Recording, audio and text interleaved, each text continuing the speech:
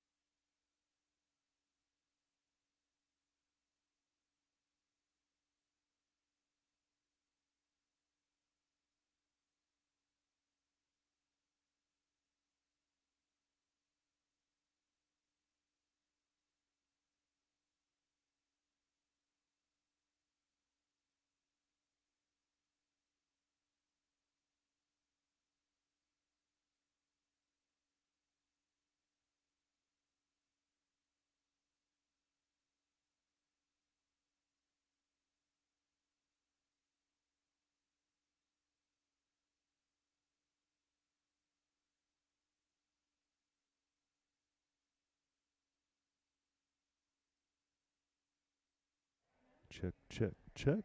Testing audio, testing audio, testing.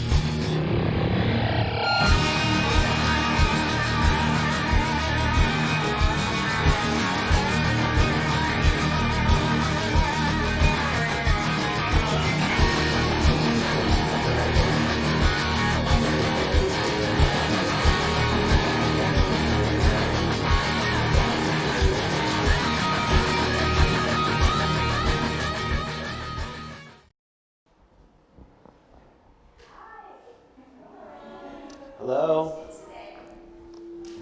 My name is Karina Hernandez. I'm Dante Peronio.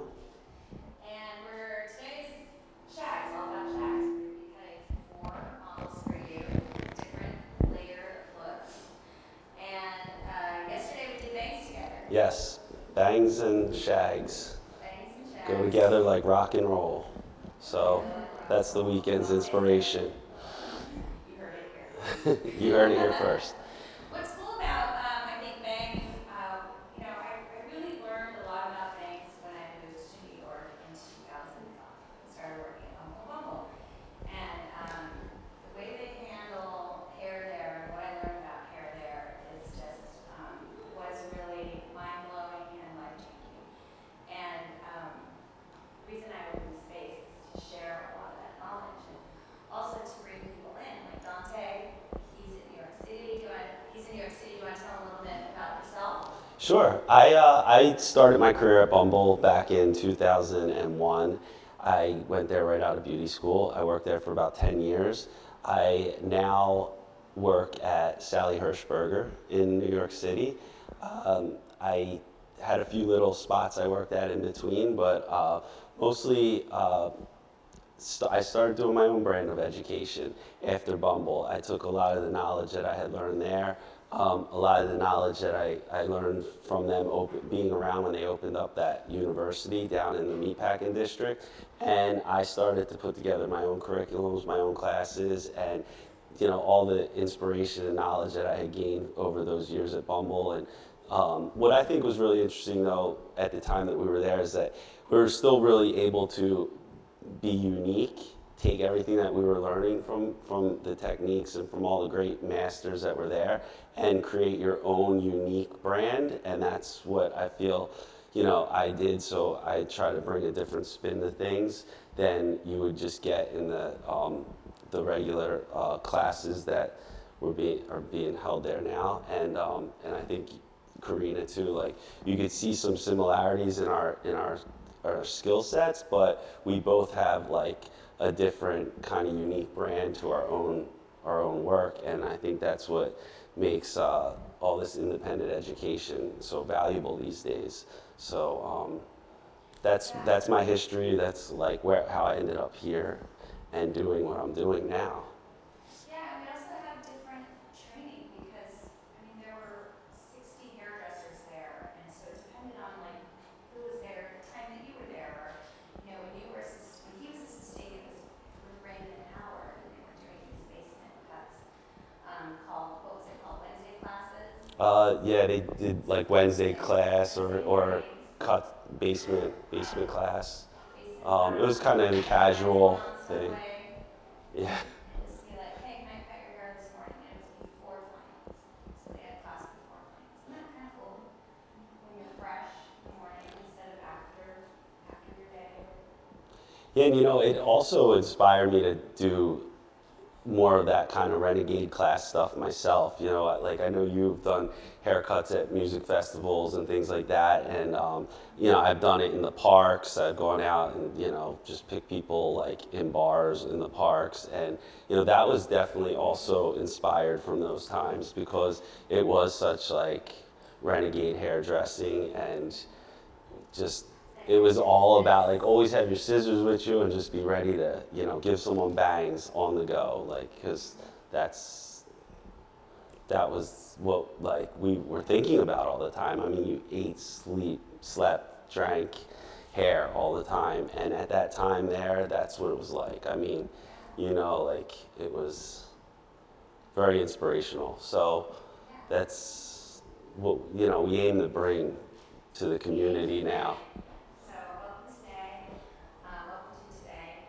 Some of you were here yesterday, and we got to do bangs together. And today is all about shags. So let's bring out our first 2 models.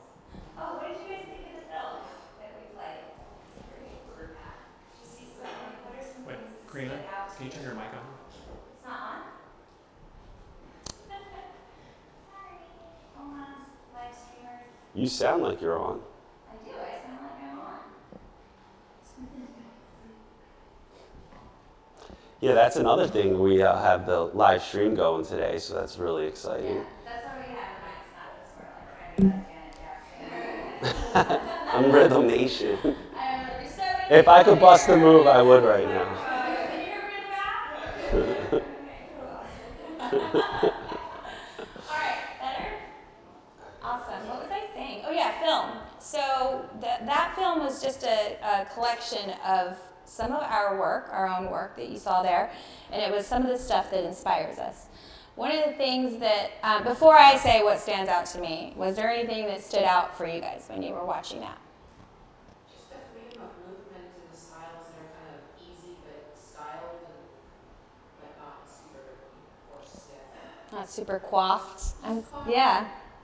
I'm glad you noticed that about that because that's the aesthetic that I was drawn to when I moved to New York City from Sacramento, and I was like, I want to work there because that's the kind of hair I want to be doing, and it was all that kind of hair, like the lived-in hair. It didn't look styled, it wasn't overly done, but it was amazing. It gave you a feeling. It was like an attitude, and it was what I wanted to be all about. And you had began to say something about the approach and how it changed your whole approach to hair. And I was thinking something at the time. The approach was so unique to each individual, which I still aim to bring to all my work and the way that I like to teach. And I think that's what was one of the most impactful things that I learned over that time was that a haircut's not a formula. It's not just a set of steps. It's unique to each individual.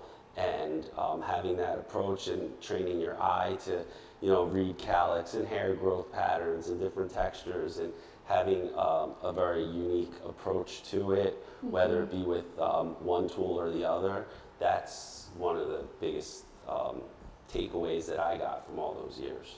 Yeah, that's a really good point. It's one of the things in that film is that you see shags, but they don't all look the same, right?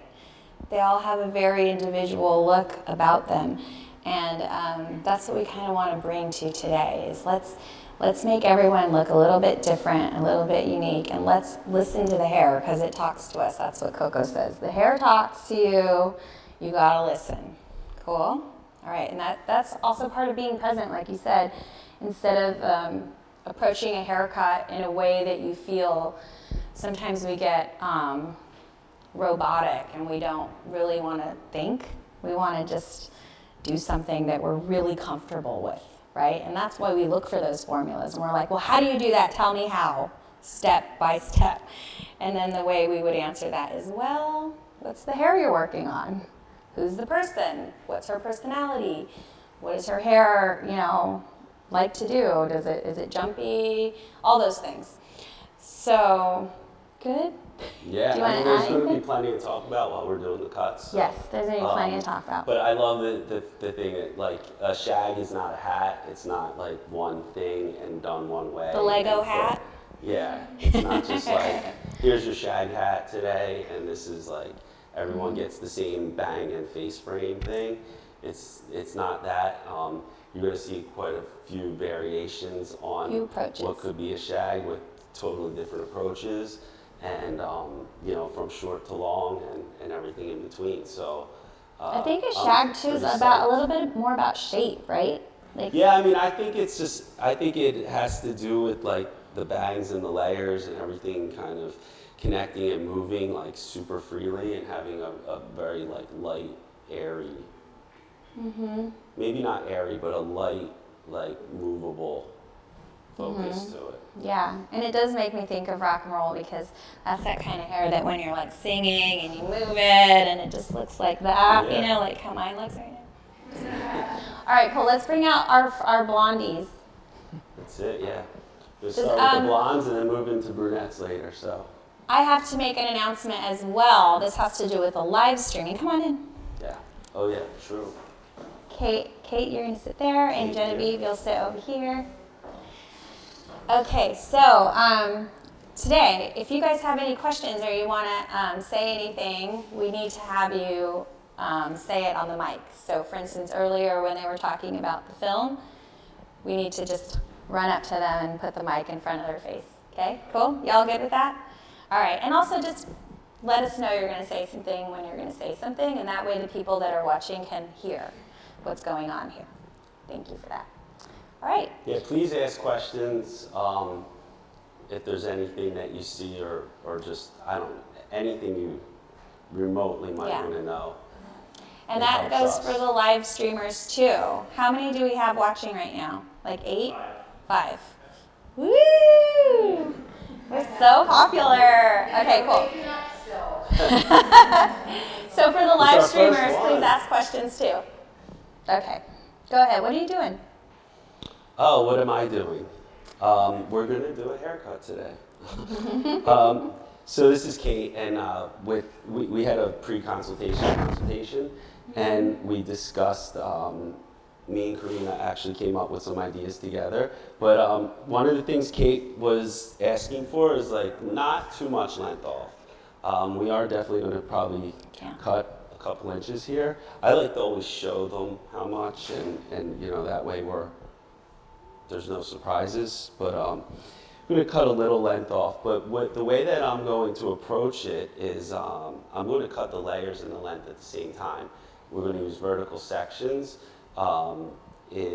starting in the back in the center, and we're going to pull out vertically, and I'm going to lay in my layer like where I see fit, which we're thinking somewhere like hugging the occipital bone, and I'm going to come all the way down, and I'm going to come out a couple inches off the length. So we're going to get a really like piecey, airy, skinny bottom, and then on the front, everything that's in front of the ears, we're going to lift this straight up. We're going to use a guide from our layers in the back, and we're going to cut like a short to long layer. We're going to do everything with the razor today, which is really what allows me to take this approach and use this technique. Makes it a lot easier than doing it with scissors, and it makes it a lot more fluid as well.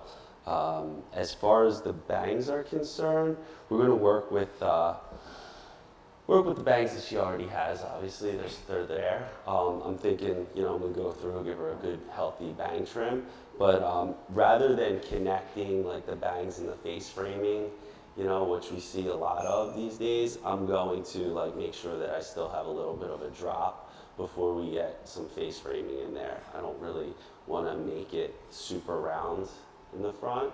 I want there to be. I guess we looked at Edie Campbell, and there's the way, it's a shorter haircut, but the way the face framing is on her, where there's a little drop, but you can see a couple pieces popping out. It really makes the bangs stand out stronger, and I think, brings a little bit of a different flair than, the typical shag bang, I guess you can Right. call it, right? Mm-hmm. So. And Kate's eyes, her eyelashes and her eyes are so huge. I feel like those bangs being stronger will just really draw everyone, in closer.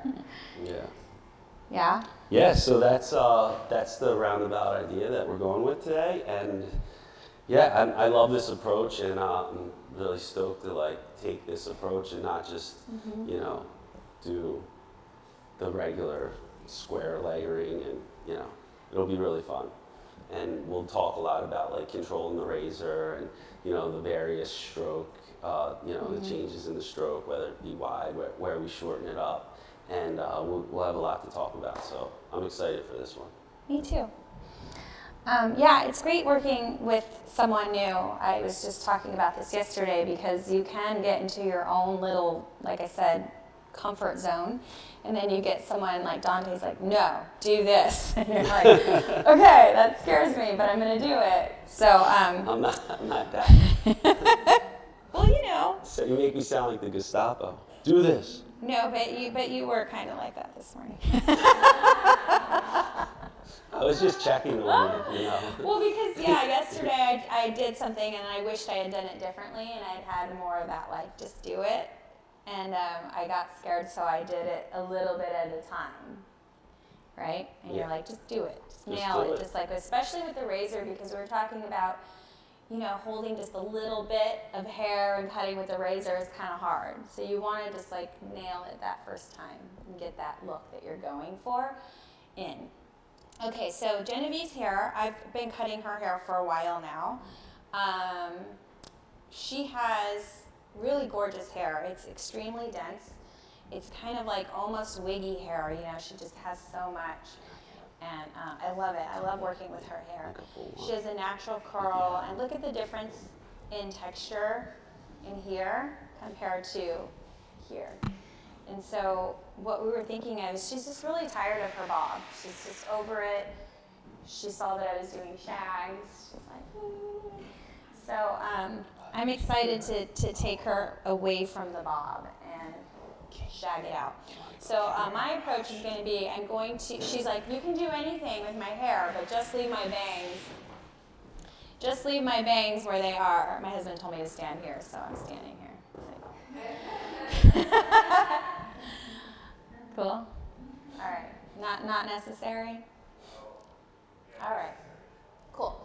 So she said, as long as my bangs are the same length, I don't care what you do with this. So what we're going to do is we're going to use the longest piece of her bang, which is in the back, and that's going to be our guide, and we're just going to layer around the head in that way, yeah?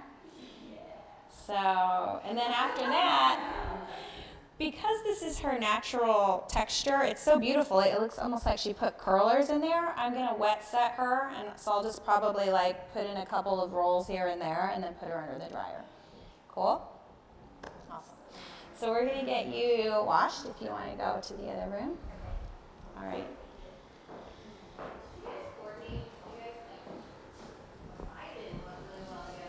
What, our outfits? Oh, thank you. We didn't actually. No. This is cute. Thanks. It's blue. Yeah, I wasn't even sure what I was going to wear today. Thanks for mentioning that. I like that. I was hoping Heather was going to be here because she was going to bring me some clothes from Daughter of the Mountain. You guys should follow Daughter of the Mountain. It's called Daughter of the Mountain on Instagram, and she has really rad clothes that are great for hairdressers because it's like comfortable but good. It almost reminds me of like Ozma. Yeah, that kind of stuff. So anyway, she was supposed to bring me clothes, but she didn't. So now I'm wearing my flare. It's her thing, yeah. Daughter of the Mountain. That's her. It's not her design, but it's her, curated brands, yeah. Yeah. So anyway, we're talking about clothes. Okay. So what else, Dante? So you had a couple drinks last night. I did. Did you And guys talk about hair more? Yeah, we With talked Eric? about New York and hair in New York and some of the people that we worked with. We were talking about Laurent and Naomi and Jimmy and all those people. Have you worked with Naomi? I have when I was with Laurent. Oh, okay. Yeah. How was that experience? Great. I didn't get a phone thrown at me or anything like that, so it was all good. No, She was in a good she's mood? cool. She was quiet. Just All right. yeah. There was a really great story with her though at a Heatherette show that So we're Laurent. talking about Naomi Campbell. Naomi Campbell, and this is in Laurent's book, I think, The Hair Fantasy, and or maybe it wasn't, I don't know, but anyway, it's she was supposed to open the show for Heatherette, and she hadn't gotten there, and they were just dragging out the start of the show. They were putting Amanda Lepore on stage, walking and strutting her stuff. They were like, I don't know, half hour goes by, and the show always went on late. That show was notorious for going on late anyway. And Paris Hilton was there. She was going to be in the show and all. And they had this dress that was made of cut glass and mirrors. Like it was a mirror dress. And it was all like pinned together, all these mirrors. And Naomi was supposed to open the show and walk in that dress, and she just wasn't there. So they decided to put Paris in the dress, and Paris was going to open the show in it. And she's dressed, and she's about ready to go, and all of a sudden Naomi walks in with her entourage, and everybody's like, oh my God, Naomi, and they like run over to her, and Paris like, oh, Naomi, and Naomi just walks in, and it's just like this, and they just drop her clothes, and she's like, give me that dress, bitch, and like they slide it on her, and she just, in like one fluid stride, just walked out onto the runway.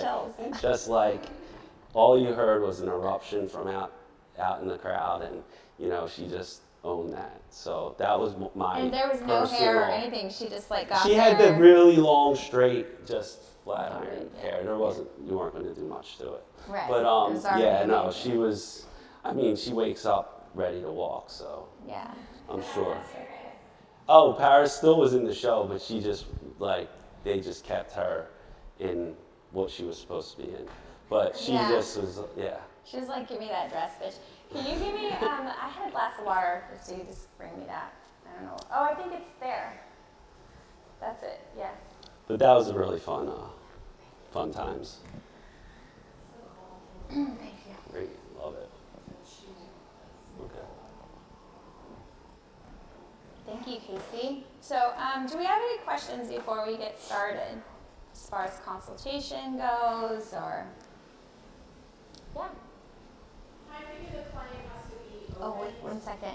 We'll start with Blair and then we'll come to you. I got It's the okay. mic. So when I was looking at your model, Karina, specifically, I get nervous when I work with that type of hair because the texture on top seems to be so different from the texture on the bottom. And so when I think about, doing a lot of layering on that, it makes me nervous because sometimes I just prefer to leave it longer on top to cover up the texture on the bottom. So I know that you're going to talk a lot about the haircut when you get into it, but how do you decide when it's time to cover up that texture, or you never cover it up? You just try and expose it. And part 3 to that question, how do you bring that texture out on the top, to make it look more like the bottom?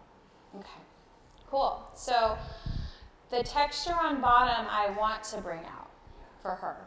The texture on top is the hair that's not great, right? So cutting it off is going to be nice.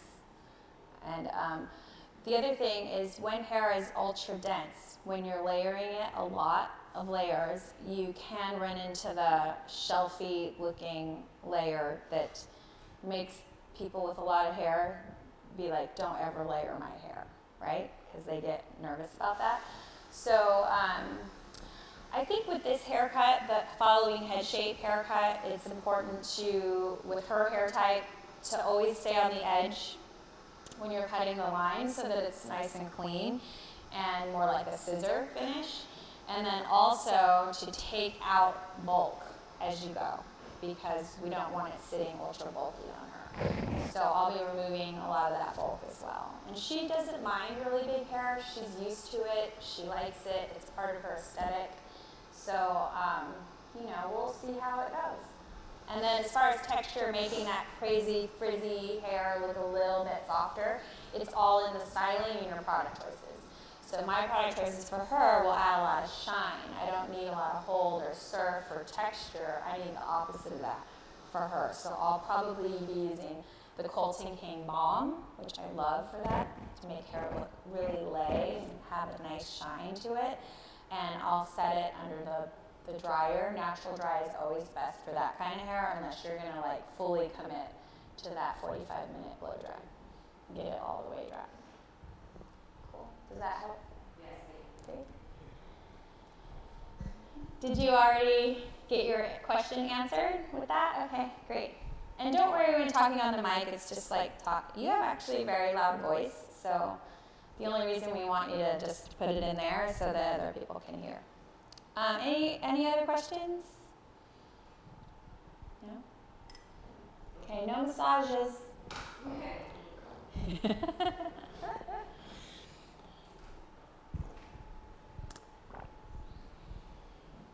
I'm going to get a new blade for my model because I need my blade to be ultra sharp. I'm going to see what my blade's like. It's the same one I was using yesterday. I don't think I've changed it yet. But I think I got a good pack.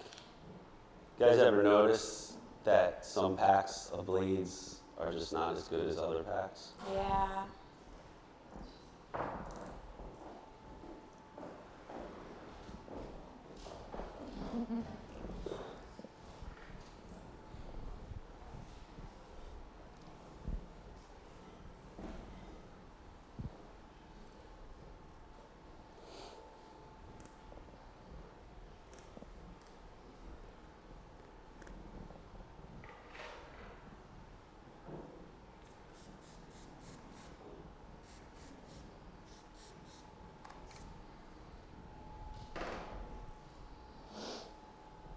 One thing I have to say with the, in regards to your question, Blair, about,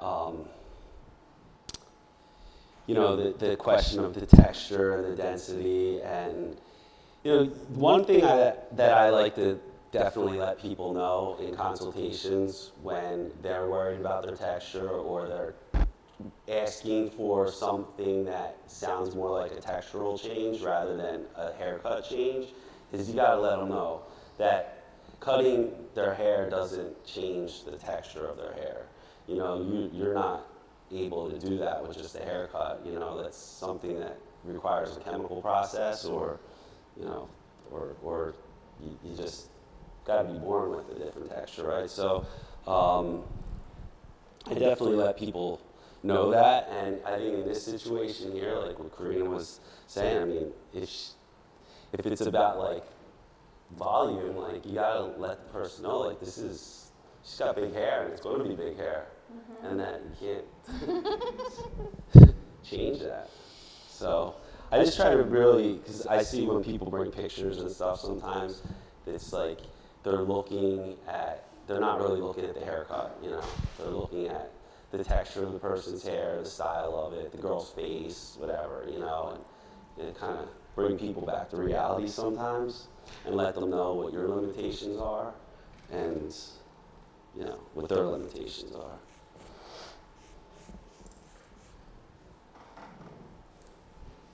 I'm spraying a little leave-in in her hair, and I won't be spraying any more leave-in in her hair. That's the only time I will, and then from now on I'll use water. Don't you want to put tonic on her bangs? Yesterday, Dante totally sabotaged my my model. I'm just kidding. I didn't know that you were so against it. No, he just put, like, I had this model with really fine hair, and he put tonic in it, and I came over and I kept trying to dry it, but it was just oily. Like, oh. But it was all good, because then I had the opportunity to show how great hair powder works in that situation. Okay, cool. I like to just start by kind of combing the hair so I can see, her head shape, and I can see the growth patterns, and I kind of follow them. I let them tell me where they want to go, and I'll be starting my sections from, where her apex is, I guess you could call it, the swirly whirl, whatever you want to call it. I'll start from here, and then I'll just work in beach ball sections until I get through it. Cool? Okay.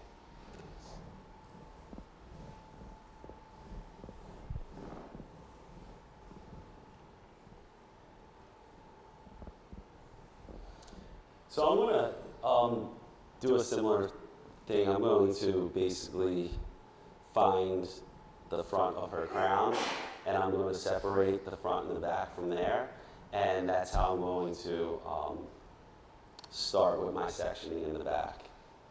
So again, we're working with the person's head shape, we're working with their growth patterns. It's not necessarily a formula or a hat to put on everyone's head.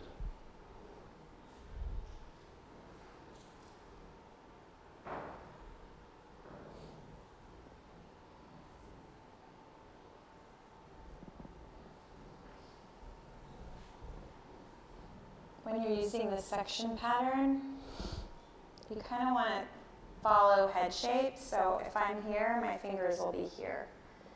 And as I come around, my fingers will just follow head shape. And even as I come around to the bang, my fingers will continue to follow head shape. So this cut is something I often will teach, and I see people doing this where they go. Yeah, so it's more of a follow through for this particular approach today.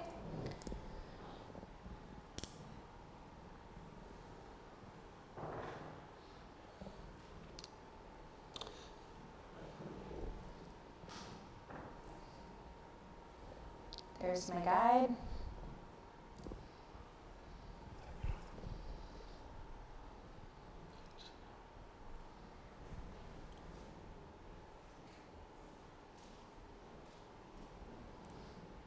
That's my stroke size, so it's a medium stroke.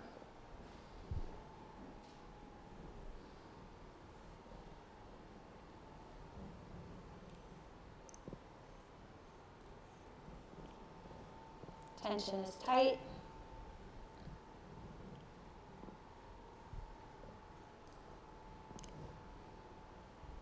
And then I'm going to lay my section back down and move on. And Karina, were you on the edge of the blade the whole time? Yes, I am.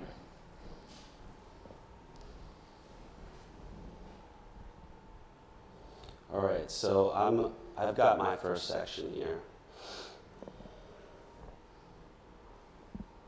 And it's basically like a landing strip down the back center of the head. Yeah. Well, this is my second section, just showing you guys before I cut. Same thing, straight out from the head, so not over directing.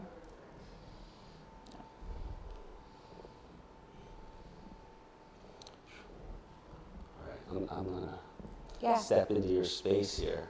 Do it. We got I some won't cut you. We got some long hair.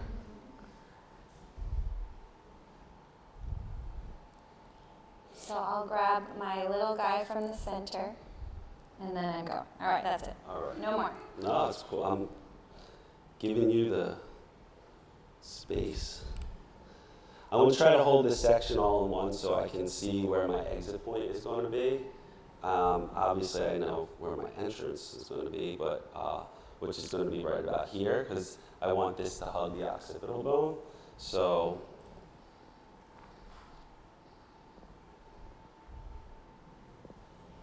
and I'm going to eyeball where I want to come out at.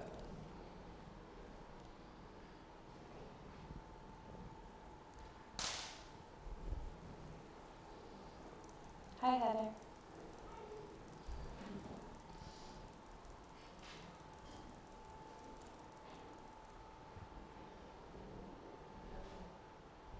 Whoa. Got a little hanger on right there. There you go. That's layers and length all at one time. And that is going to be now like that's going to follow me right through the rest of my haircut.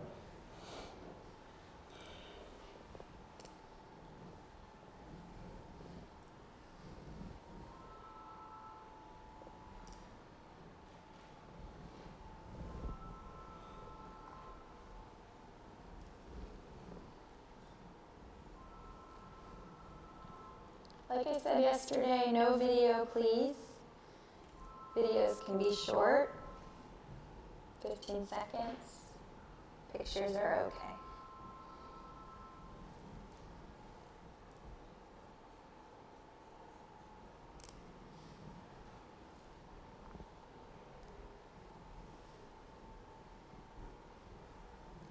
The hardest part about this is just combing the sections and keeping it all in your hands. It just really works better. Actually, you know, we were talking about this yesterday, about how a lot of times with the razor, I find like it just works better if you don't have to go back in and recut sections. And like you were saying earlier, it's a lot of that has to do with like cutting little bits of hair, it's harder, but also the fluidity of the whole entire line. You know, it really comes together when you do it all at one shot a lot better than when you have to kind of go back in and find where you left off and pick up and keep the stroke the same and everything else.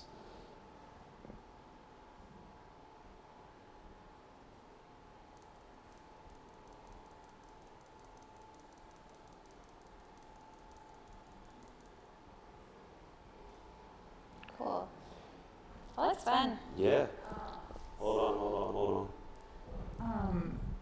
The amount of hair that you're holding in the section as you're going down is a lot, you know, like, so your tension is only in from your second knuckle to the No, tip. actually, so I'm glad you asked that. So in order to keep tension in on these lower knuckles here, which is definitely very difficult, when I get down there, I kind of squeeze, make almost like a little fist, and I get more of the tension at the bottom. Really helpful. I'm That's going it. to try that. Yeah.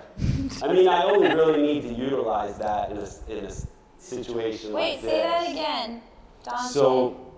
So when I get to, like, because I hold the section of hair, let me grab a section here and show you. So when I hold a section of hair Sorry, in my guys. hand and it's this wide and it's going through all of my knuckles and I have to, sorry. I know, this is a little tight. Sorry, I just. I'll actually, I think I'm off camera if I do Oh, this, so. okay. Cool. Thank But you. any which way, you can see here. When I get to the bottom, if I like, when this hair's all out, if I make a little bit of a fist, I can get a tighter grip on that with my bottom knuckles. Mm-hmm. Yeah. So Cool. that's how I Keep keep going. tension on the hair using my lower two knuckles. Yes. Would it be less fluid if you just dropped and recombed the section? It would be a little less fluid. I mean, you can still totally do it. It's not like going to break the haircut, but if you could do it in one shot, I mean, it just comes out a little. Yeah. It keeps the flow going.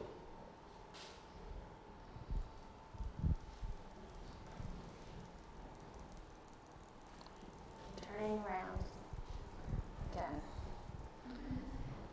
Dante, is your guide traveling at all, or are you pulling yours directly out from the section and just kind of like looking? Yeah, I guess it's travel. Like, what's that when it's what do they call it when it's like in a pivot point?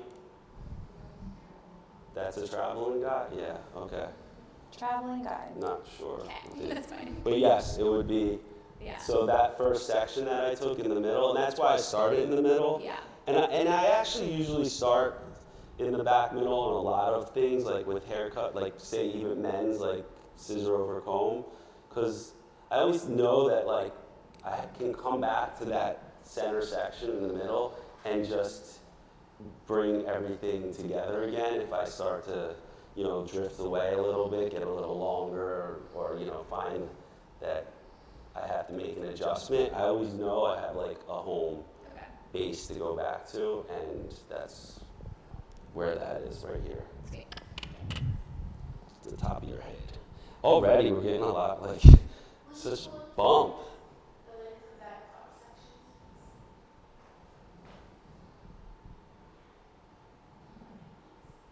Yeah. It's just basically curving right around her occipital bone.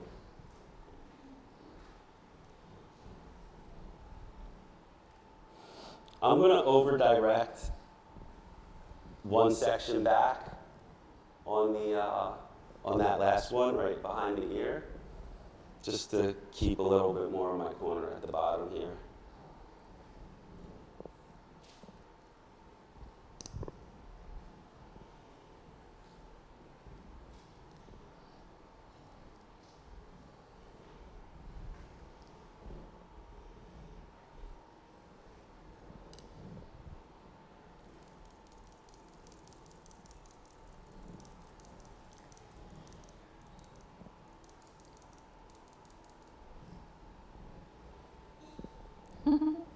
So we're over directing over there.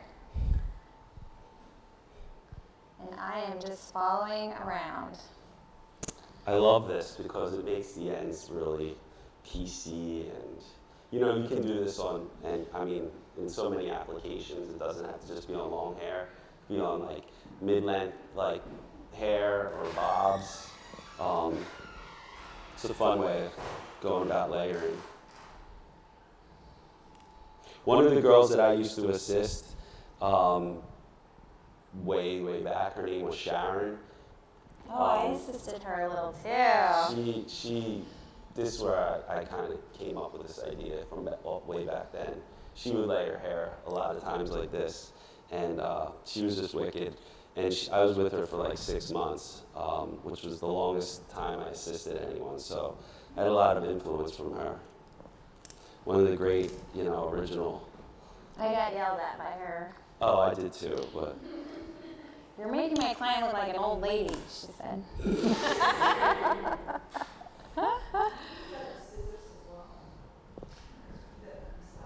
You can. It's just not as. It's a little more rigid. Oh, so let Do me you want to repeat repeat the the question. question? Yeah. Here's the mic. Can you do the same haircut with scissors as well? Yeah. So the question is, can I do the same haircut with scissors as well? And yes, you can. It's just a little more rigid and a little less fluid. But I would probably use like an opening and closing and walking the scissors down the section in that way. I like doing it this way because it blends a bit more. So, but maybe on the right hair texture, I would say maybe something with a wavier hair texture, that would be a good method to go with. I feel like you would see it too much on the straighter hair. You would see like the kind of steps in the cut, yeah. So one decision I made as I was cutting her hair was not to take out any bulk.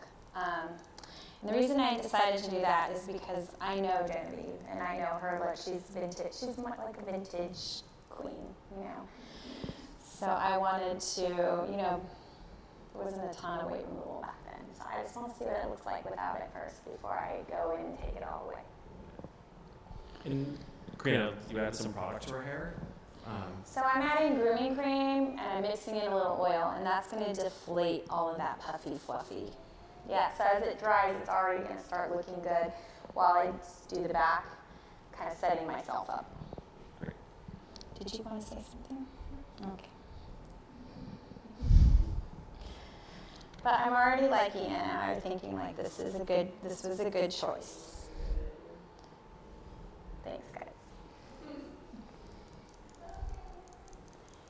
And just pushing that texture, ribboning it with my hands, and then letting it be natural. I'm going to move on to the back.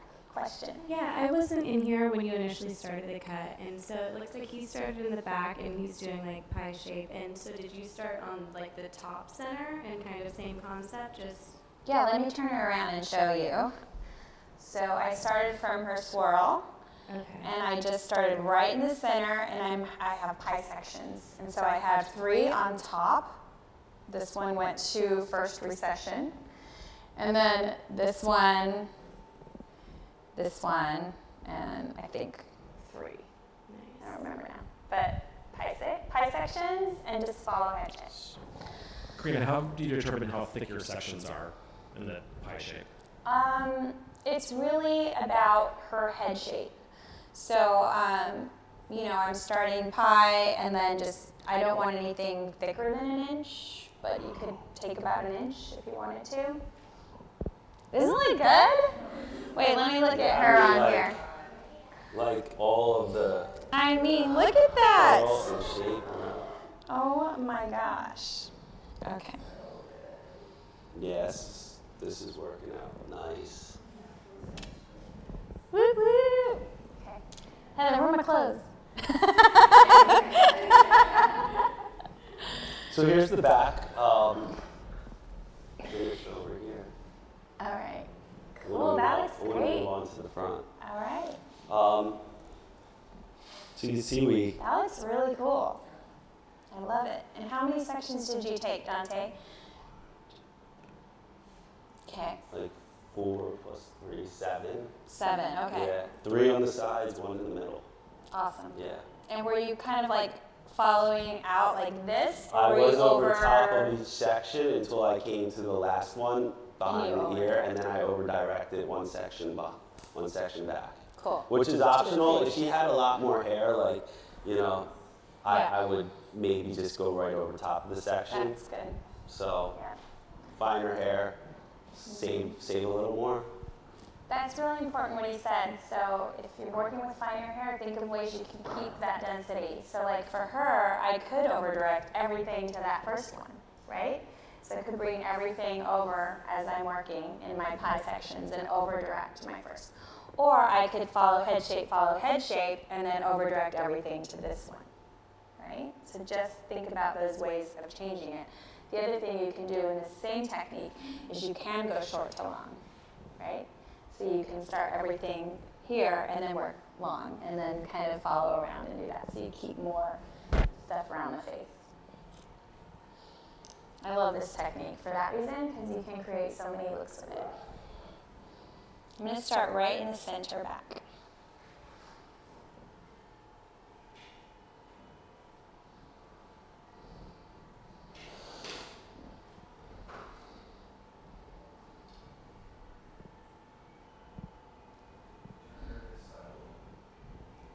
Me?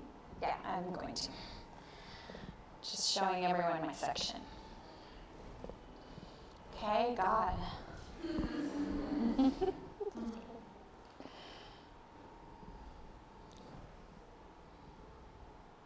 Good?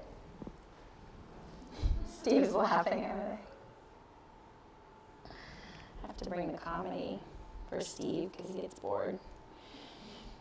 He doesn't do hair. Actually, he's really into hair though. He's like, so if I was going to do a haircut on someone, would I? It's funny. He gets all into it. Sound guy Steve, everyone.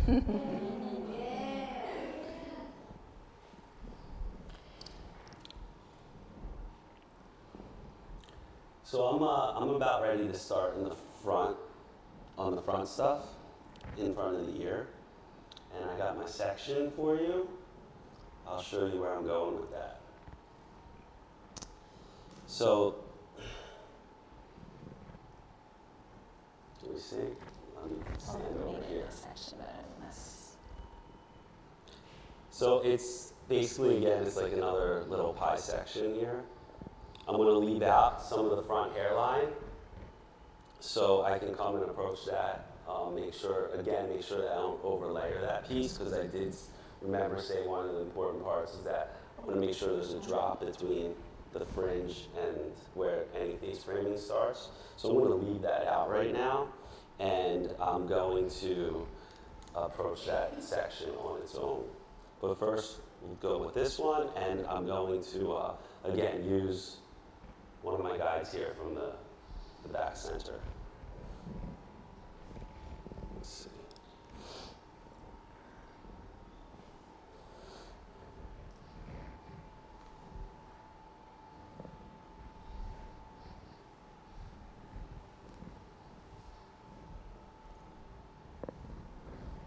Cool.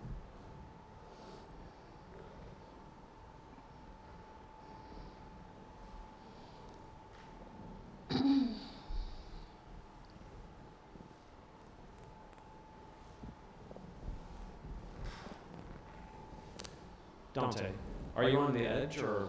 I am on the edge of the blade and cutting directly across my section, like on the parting.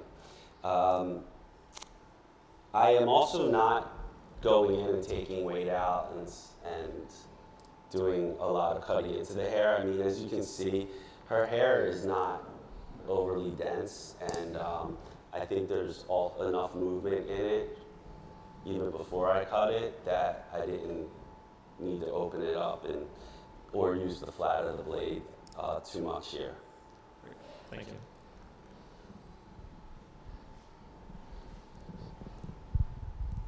Karina, you said you put grooming cream in there, and that's helping you to control your sections, right? Like keep them really clean. I'm using it to style her hair already. So kind of get my style deflate her hair. It will help deflate her puffy hair. Just noticing how clean and smooth those sections are looking for that hair texture. Do you feel like the product that you're using helps with that? Oh yeah, for sure. Yeah, and remember the back of her hair was much healthier. Yeah. So it's looking a little different than the top. See?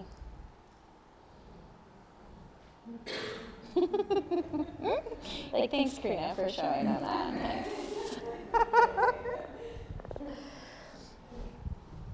Does it help to put certain products in before you cut with a razor to kind of like lubricate the hair in a way, or? Yeah, what do you think, Dante? It depends on the hair type, and the only one disadvantage that I end up seeing with that is that if the hair gets too slippery or too oily, then it can be harder to handle and slip out of your hands, so you lose your tension. But other than that, I Yeah, mean, because tension is the most important thing when cutting a clean line. Just make sure whatever you're using doesn't add too much slip that you can't get that tension. But sometimes you can use like a hold product. You can use, like those spray putties. Those are kind of cool. So some things that add a little bit of grip are helpful. And then, not too much grip because you don't want it to be like sticky. But yeah, those sorts of things help, and like a little bit of water. I try not to wet them down too much while I'm working because I want the hair to start to dry by the time I'm done with my haircut. I gotta say, I don't have the luxury of using a lot of cutting lotions lately. They're not available in the salon, and other than me bringing them in, it's mostly water. I do have this one product that I add to my water that helps, but something that gives a little, lowers the pH level of hair and makes it a little more combable also really helps with the razor cutting. So I think there should be, I think a cutting lotion of some sorts is really helpful. Whether it be like adding something like a cream or an oil, that's another story, but I like a cutting lotion.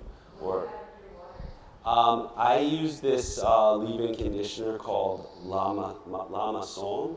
It's just like this independent brand that a girl I know makes, and it's a leave-in conditioner with a slight bit of hold to it, and it has a really nice sandalwood scent.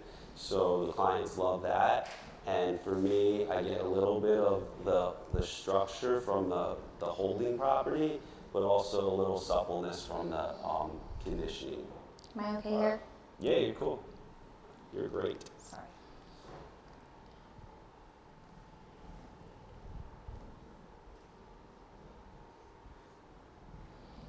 If you lose your tension, just recomb and get your tension back. Her little curls are so cute.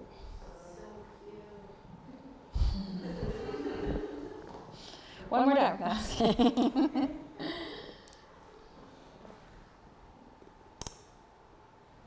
Making sure that I'm not getting, there we go.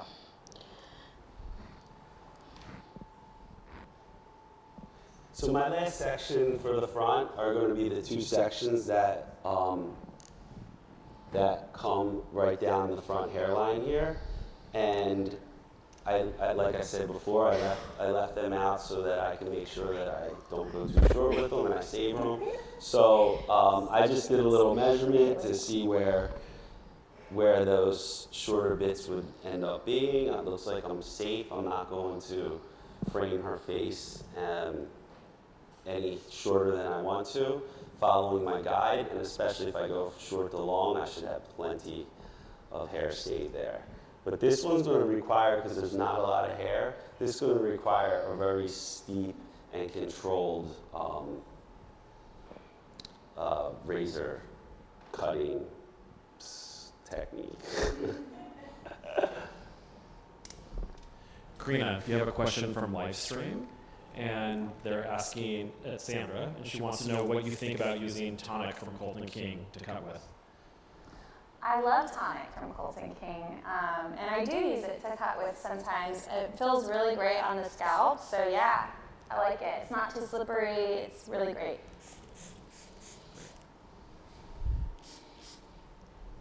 I think we have it here. Yeah, so this one's really nice.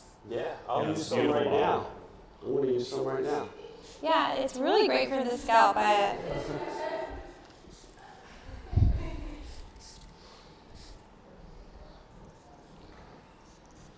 So I wet it down just a little bit more so I can apply more grooming cream. So one of the things we talked about last night, when you guys were kind of planning out today, was talking about taking your time and just really looking at the hair and spending time getting your sections where you want them before you cut. And I think it's been really beautiful to watch like how much time and attention is put into the sectioning before you actually do the cut. Yeah, that's, yeah, we used to talk about that. Remember, we used to talk about that a lot. Like, it takes us about 5 minutes to just gather the hair and make sure it's directed in the right spot and we have the perfect amount and we're exactly directing where we want it to be.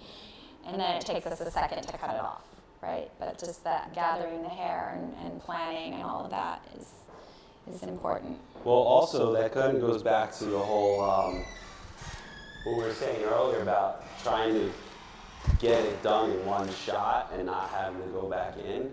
Like, you save half your time just by not having to recut the same section over and over. Thank you so much. So there's another good reason to nail it on the first go. You know, there was this one time where this was like Craig or one of the film guys from back in the day over at Bumble. He had filmed Howard doing a whole haircut, and then they edited out all of the parts where he was combing and sectioning the hair, and the haircut was like, just a couple minutes long of just, Oh, right. an hour or 45-minute video, like cut down to like 5 minutes when you got rid of all the other stuff. So I always think about that because, a haircut when you're like there and you're like an hour into something and you're like, oh my God, like how does it take me this long to cut this little bit of, it's really the combing and the planning and the sectioning and all that. So I'm combing out the hair and I'm looking for, my signature. What am I going to do to change her hair and make it really good? I think some of these pieces are a little too wispy, so I'm going to strengthen these pieces. But I love all of this sort of like skinniness that's happening and the opening that happens here. I really like it. So I'm not going to change it too much or over tweak it. So here we go. Just chin up. Dante, we also have another question from online from Jenna, and she wants to know if there's a link that she can follow for the conditioner that you use in your water.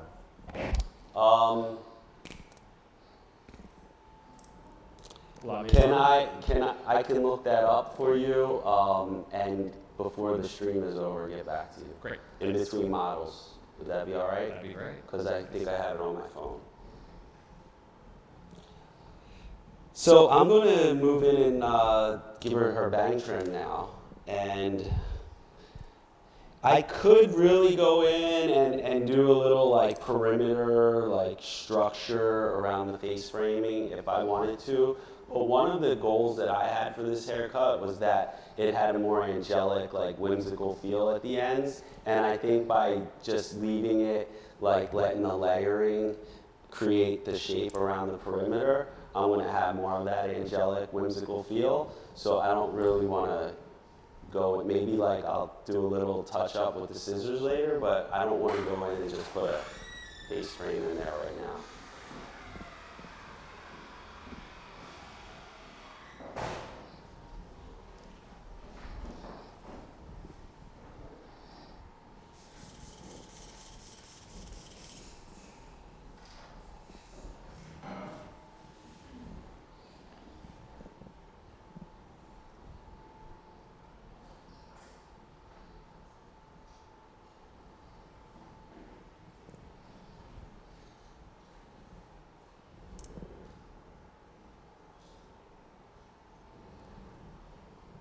I saw a heavy piece, I just lifted it up and lightened up the heavy piece, the corner. Usually when you see something like that, it's because there's something there, that's not working. So if your eye is being drawn to like a clunky, ploppy section, pick it up and see why, instead of just cutting it where it lives, pick it up and go back to your original plan and make sure that you executed that. And I saw that I left a bit of a corner, so I just lightened up that corner. And then notice how I'm placing the hair. So I'm placing the hair pretty. I'm like making sure I'm getting ready for my style. This is how I'm going to dry it under the hood. I don't think I'm going to pin it because I'm loving her natural curl. Chin up and tuck.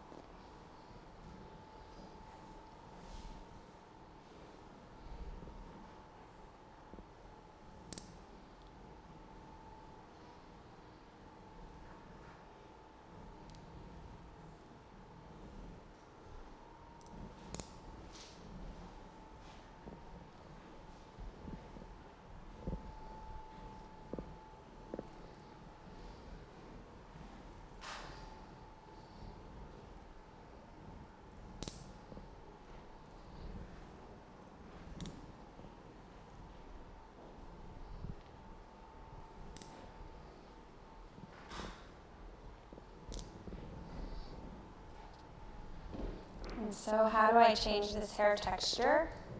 I have all that grooming cream and I just take sections like that.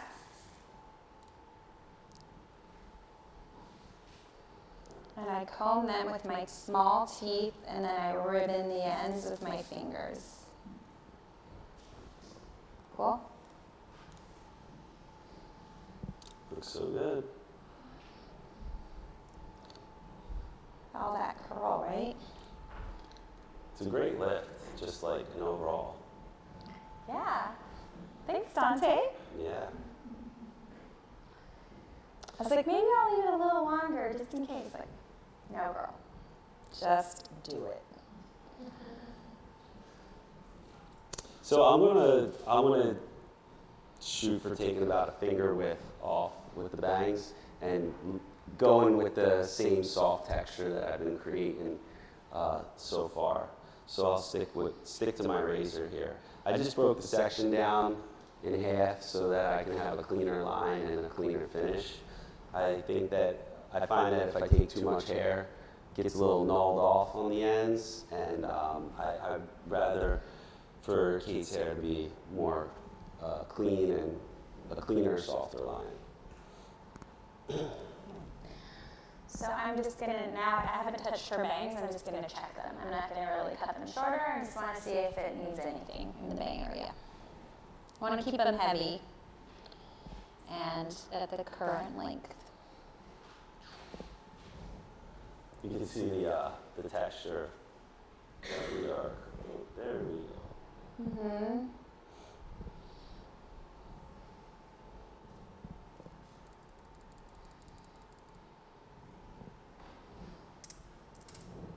So I just have a couple of things to do here. So I'm going to just do it with my scissors.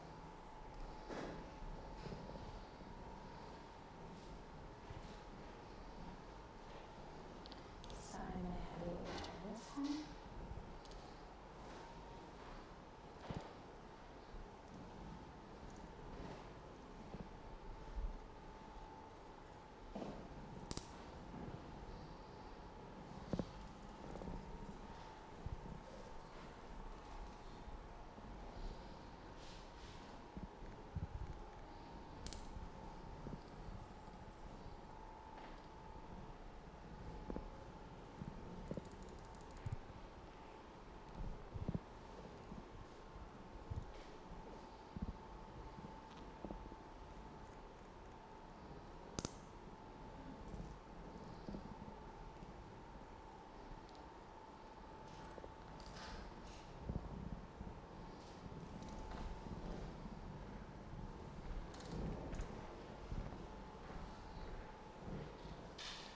One more time. Karina,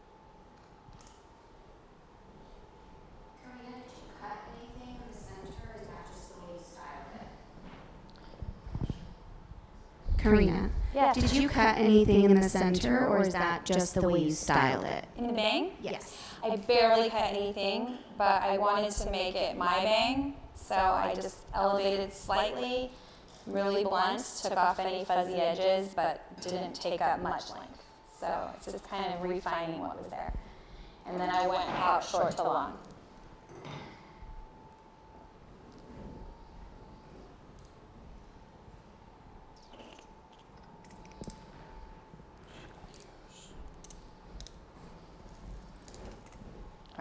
So just a bit more.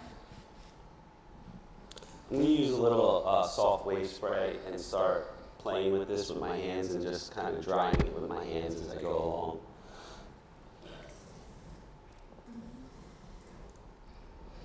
Okay, so just do this a little bit. Shake it. Good. Stay like that. Don't move.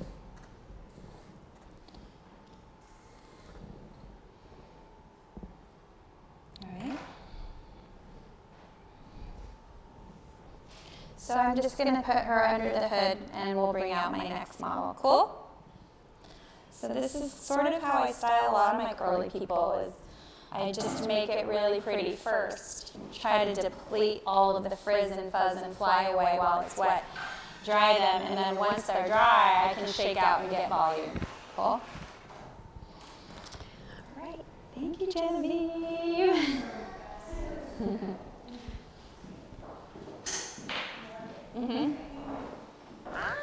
I've never seen her with that haircut. I've It been looks cutting her so for good. years. Yeah, it looks really good. She's always had really long hair. Can't wait to It's see it really dry. fun to see. I'm going to peek at her. Did you see it?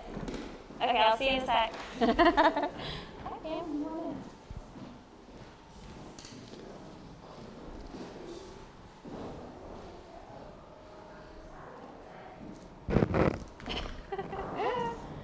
What are you doing, Claire? All right. So Dante, I have a question for you off of live stream, and they want to know in the video that you were talking about with Howard, where they edited it down to a 5-minute video of just the cutting. They want to know, do you think that all the combing should have stayed in the video? Oh, well, it was more just for the experimental purpose of seeing how long it took for the actual hair cutting. They edited it down for that reason, not to put it out commercially and just, but yes, you should, if it's an educational video, the sectioning part of and the it. combing is very important to leave in there.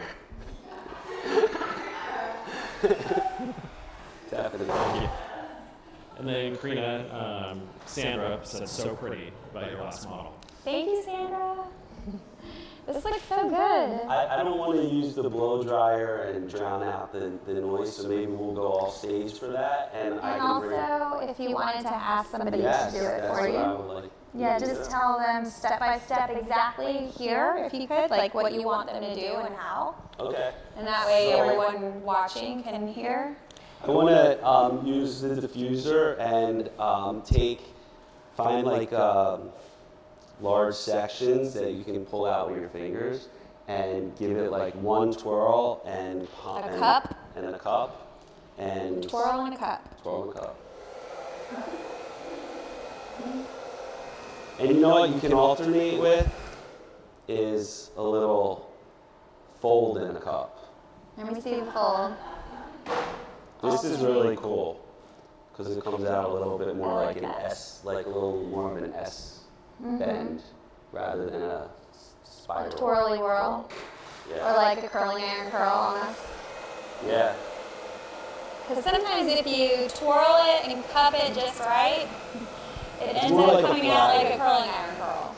So this gives a more, like you can see, it's a little more, I mean, I obviously didn't really dry it much, but it's a little bit more of a flat wave, and this is a little bit more of like a spiral curl. And there's just some soft wave in there by R&Co. So, I just caught Just myself for- like admiring. I was just all. I love the ends and the Yeah, it ends looks and really fullness of it. good. But yeah, let's see it dry, Yeah, I love and this. we'll start the I next love this model. profile. It's so good. Yeah, it's That's just what Sharon used to do. one of the things. So you One know, of it's the just things, yeah. like a different approach to doing your layers, and not for nothing, it's kind of. I feel like it's the most straightforward way. It's like you basically like look at where you Yeah. want your layers to start, and then you just carve them in, like It's literally just really carve clever, them in. right? It's like, And you could cut the length off at the same time too. So like there you just saved a step. So it's like cool. Now you get to go to lunch sooner. So yes. All right, All right. I'm gonna We're get gonna into get what dry I'm out doing with and Pam. we'll see afterwards. We'll see her in a And second. if you want to do a little, Is it warm in here, or is it just me? It's comfortable? Okay. Let us know if we need a little something in here. Okay, maybe we can make a little. Okay, thank you. Cool. It's nice today. We only have 4 models. Yesterday we had 5, so we were like, ah. Okay, so this is Pamela, and I've cut her hair a few times. She has, her hair, each individual strand is bigger, on the bigger side. She has a lot of it, and this is her natural texture. She's got a great natural texture. Her hair is longer than I've ever seen it before, and it's kind of exciting, so I want to leave her length and just, create some little bangs and, shag it out in a way that's kind of exciting. I'm just going to use triangle sections, and we're just going to cut them short to long in a strategic way so that we get to achieve kind of a nice head shape and also some really cool shaggy bangs. Yeah? I'm excited for this one. I'm jealous. Yeah. Do you want to switch? Well, do you want to switch? I'm jealous for yours, but let's tell us what you're going to do. I don't really want to switch.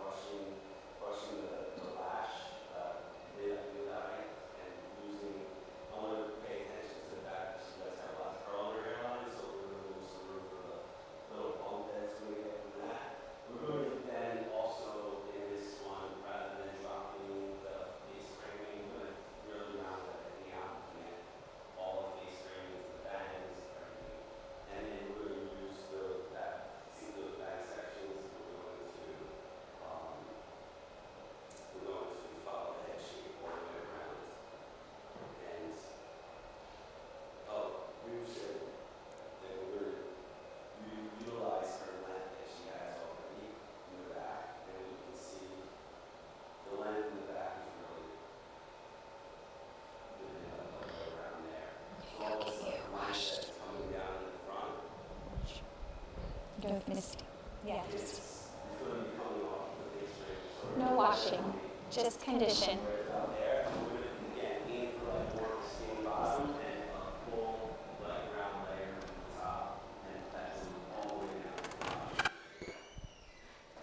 Oh, and the face framing. With the face framing, we're going to go quite aggressive on it, so it's going to really carve out the front shape. I'll get into all that when we start doing it, and discuss each step by step. But that's the roundabout idea. Actually, if you've seen Freya or Georgia Fowler or this girl Mika, who's also another model, I can't say her last name. They're all inspirations for this kind of a shag. It's going to be something very modern and very, very fun and lots and lots and lots of layers. All right? So we'll get you washed and we'll see you back here in a minute.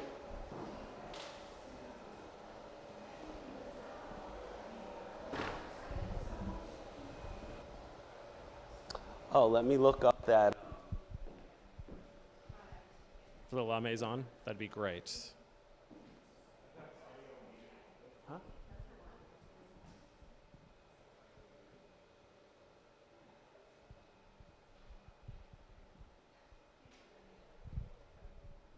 Is this one working?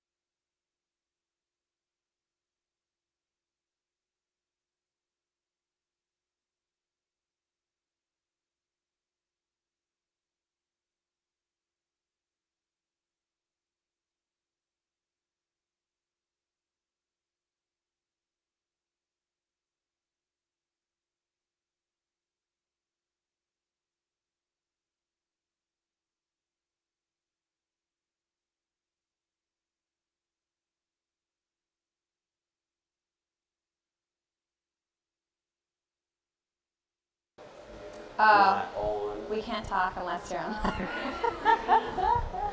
Sorry. Karina, you cut to We're the all- length, but yes. To the length, yeah. So I was just saying, yeah, cutting to the length to get rid of the bob. If you wanted to keep that bob and just kind of layer it more, then you wouldn't follow around as much as I did. So instead of going like this, right, maybe you would only follow, and then everything would be directed to that section. Yeah, but I followed all the way around to completely round it out. Yeah.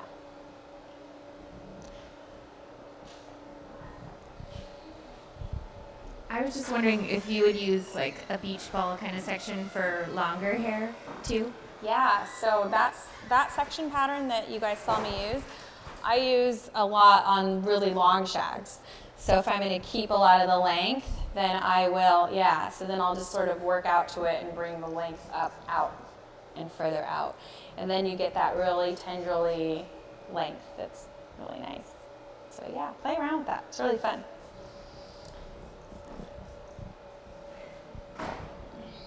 Very refreshing. What, the tonic? Yeah, Yeah, the Colton King tonic. it's got a little spice to it. It is, it's spicy. What is that spice? I don't know. It's like peppery. It is, it's like almost like black pepper, but would that be good for your head? Yeah, maybe. Christy, you're totally the look of the models today.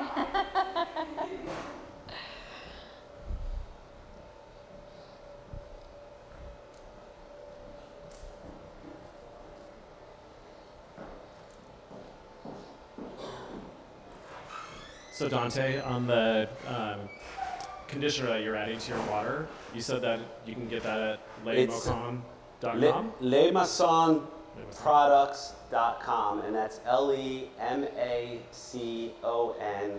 products.com. What shampoo do you use Thank in you. your hair? Yes.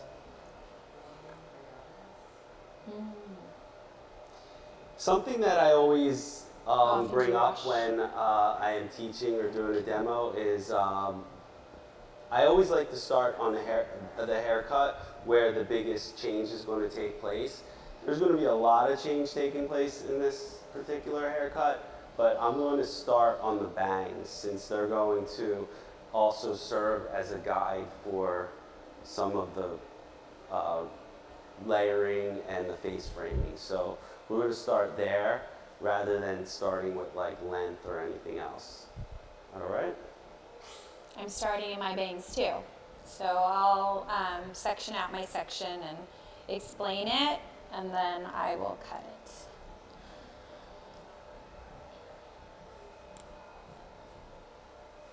So Pam has that kind of hair that mysteriously, you cut a tiny bit of hair and it fattens up, right? So if you cut a little bang, all of a sudden she's like bowl cut from when she was 7 bangs, you know what I mean? So we try to figure out techniques to make her bangs look piecey because she likes that look. And usually people that have that kind of hair like the piecey look because they don't have it. And then the piecey hair people are like, I want that look. And they can't have it, so it's just always how it is, right? So what I'm using is where her head starts to dip down, which is pretty far back, right around here. So right where her head starts to dip down, you can see if you place the comb on her hair. This is the kind of a cool trick if she has good posture. You know, there's so many things, like you can put it there too. So I think right at the apex is a better kind of idea of where the head starts to dip down. Or you just look and you're like, oh, there it is. You can just do that too. So I will just use that, and I'm going to create a tiny little triangle. That might already be too big for Pamela, but for someone else that might be good. We'll just hold on.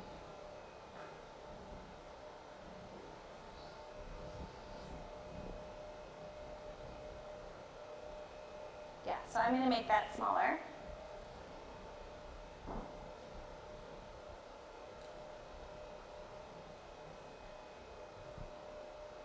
of start there. That's my middle part.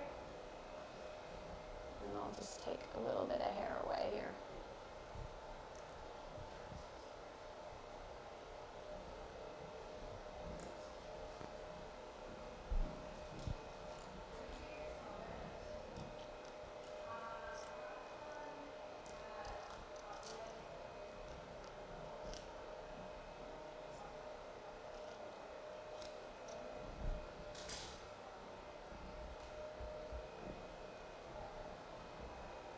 All right, there's my section. What do you think, Dante? Great. Looks I good? love this. Looks good? Let me just make it even cleaner. It's like my new favorite bang thing to do. Okay. New favorite bang thing. You haven't even tried it yet. Oh yeah, you did. In hands-on yesterday. You're like, yes I did, bitch. Okay, so arrowhead, I can hold it kind of down and low. And then, kind of check where the hair lays. So I don't want to cut it where it's spiky, and sticking up for her. I want to let it like kind of round out and then hold taut, and then I'm going to cut, okay? So for it to be easy for me, I'm going to have her look at me and then down just a little bit.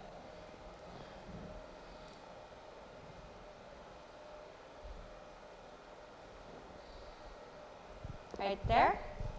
Elevate.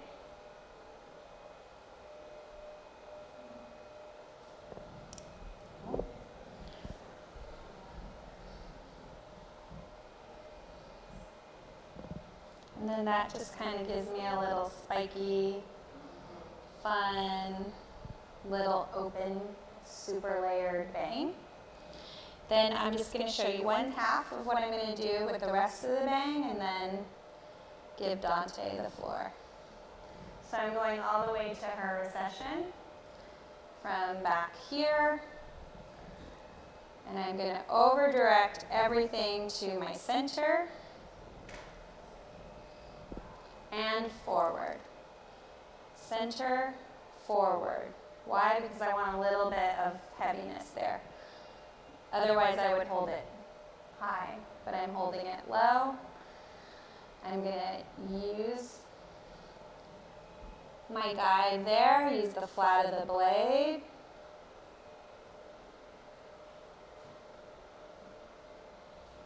And just work out to the length. Let me just make sure I got it real quick before I unveil it.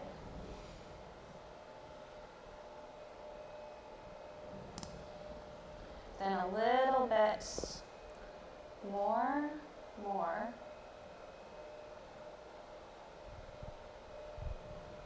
Weight removal.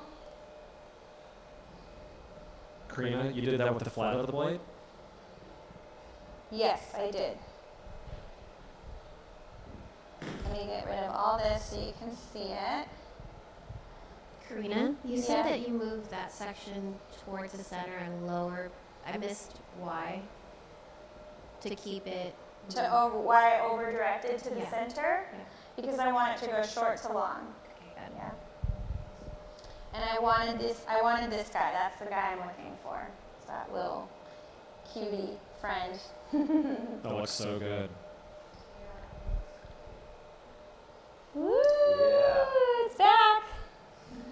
Your bang is back. Okay, so then I'm just going to do the other thing on the other side. Same thing. Amazing. I'm going to just cut a bang now, too. It's not as exciting, but we will do one exciting thing. I'm going to cut this bang section all in one section. I'm not going to break it down like I did the last one. And I'm going to use my little wrist roller technique, which is going from the flat to the edge. So I'm going to be getting a little lightness on the ends and then cutting the line. Lighten it up, cut the line, lighten it up, cut the line. We'll get a good shot of it here, I'm sure. And I'm going to cut center out. And again, I remember, I'm going to give it a little extra Leave a little extra length there for the curl to pop. So since I want to like hit it somewhere right in about the mid-eye, I'm going to probably drop like another inch down, maybe just below the bridge of the nose, and give myself a little extra space.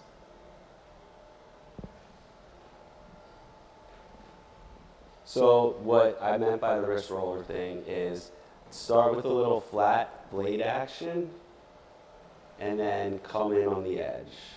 A little flat, this is slow motion, edge. Flat, edge.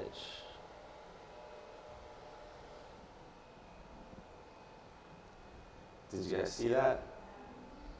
So flat, edge, flat, edge.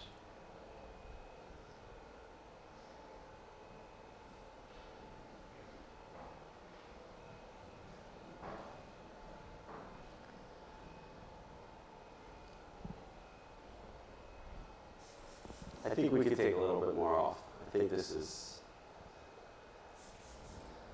going to still be a little too long. She has fairy bangs now. I feel like those like little fairy bangs. Okay, so I'm sectioning away the sides of her hair and bringing them forward using the headphone section. That's the length. All right. Yeah, so cool. All right, perfect. Yeah. So using that little flat to edge, it gives me some more kick on the ends. The flat, like hitting that with the flat, will encourage the hair to kick out some more and also lighten up at the ends and make it even softer than you would get with just a wide stroke. Yeah, this is cool. I like watching this. Flat edge, flat edge. Oh, and he's just going. Yeah, you can roll, flip the wrist, So fancy. however it works. I love it. Oh, that looks so, look how she needed to bang, right? Don't you feel? I mean, not that you didn't. You looked great without the bang. When you But now you bang, have, it looks so you really good. have bang. And I'll just show you this section, and then maybe I'll just do this really quick. And, Sure, yeah, let's and watch it. Move on, watch it. because so pretty standard section. I just want to establish my perimeter here. So I'm coming from the back of the bang straight down. I'm going to cut this where it lies, and I'm going to cut it straight back.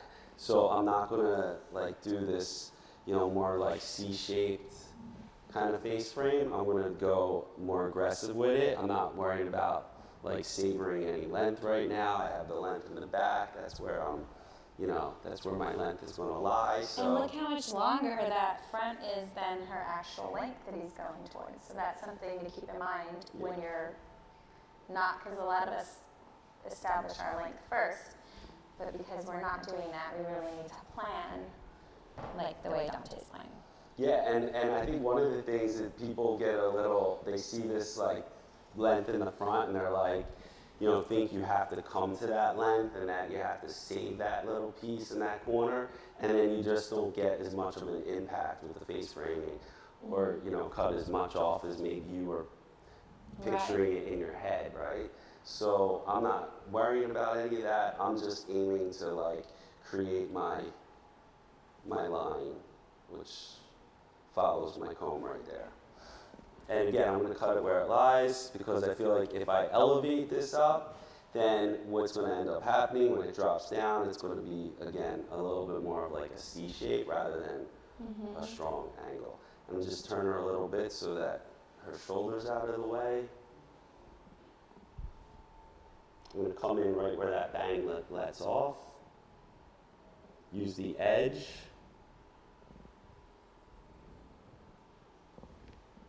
Ooh, I love. Just carve that out. Yes. So good. Cool. All right. Beautiful. Okay. So, I'm going to do a triangle. true? Yeah, it is. So I'm going to use the wide points of her head, and then I'm going to go down to her, right above her O bone. Cool? So wide points, O bone. Keep my finger there. Wide point, O bone.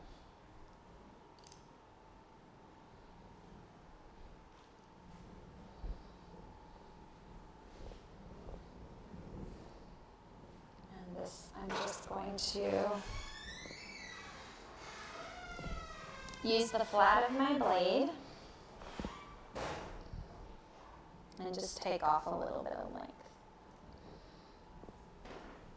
And I'm going to create a point here. So I'll come in from here, and then I'll come in from here.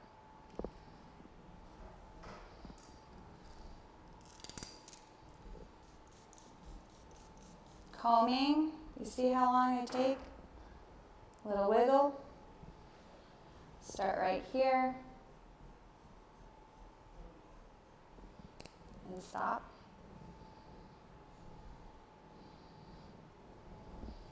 Ah! Drama. Drama. All the time. All right, so there's my length that I'm going to. I'm just creating a little point there. Karina, you start off pretty close to the root and the backside, it looked like? Yes. Using the flat, it's safe. I just took out a little extra weight. Using the flat, it's safe to do that. If you use the edge, you're going to see a really strong line there. But if you use the flat, it's just really soft and pretty. And it helps add that beautiful profile and head shape. So then I will take that out of my way. And I'm going to do an upside down triangle. So maybe that's right side up. And I'm just going out to the corners of her nape.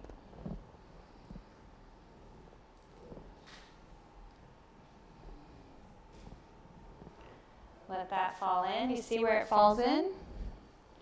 I'm just going to place my blade there and work my way out to my length.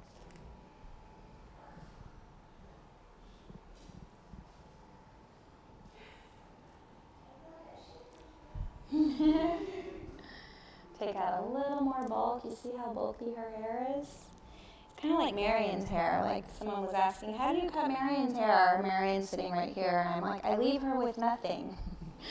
I take out so much hair and leave her with nothing. And she was like, I want that. All right, cool. So I got that. And now I have 4 more sections that I haven't done yet. All right. Where are you, Dante? I'm going to start layering, and I was just thinking of different ways and approaches and what I want to accomplish. So I'm going to start by going right down the center, and I'm going to follow around her head shape, or at least out to 90 degrees in the back here, so that I take, again, I skinny out the bottom a little bit, and I'll come to where her length is. Actually use that as the guide because we wanted to keep that length, the established length in the back. So actually what I'll do is I'll cut up, and since I want to use that as a guide, I'll cut up and I'll work my way up and around the head shape from underneath.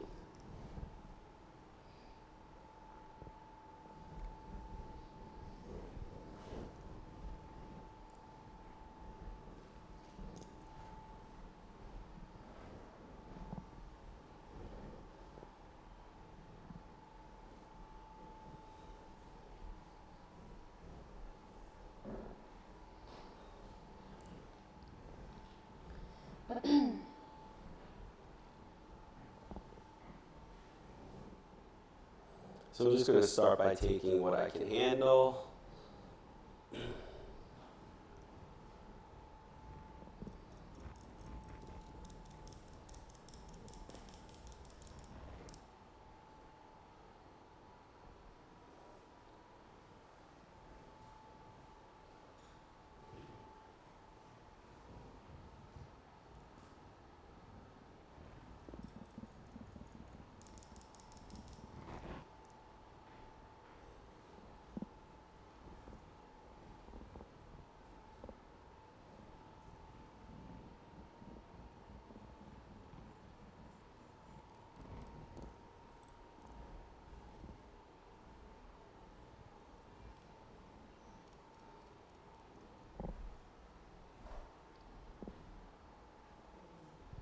Cool. Beautiful. That looks good. Yeah, that's what I'm gonna. I'm just gonna keep. I'm gonna keep on with those vertical sections. I'm gonna work my way just out to the corner of her nape, and then on the sides, come back and I'll tell you about that later. So it looked like you started off more square through the back of her head. I And started then off- you started around it through the top. Yes, I started at 90 degrees, and I let my length drop out, and I came in right where the length dropped out, and then as I moved around the crown, I went with the head shape. Great. So it's rounded to 90. Okay. If I wanted to fully go around and like dip down and follow the head shape on the occipital bone, you know, I'd wisp out the bottom even more, but I think that this is going to be enough. Thanks. I'm going to add a couple more pieces to my fringe, my little guys. So I'm just going to kind of bring them to them.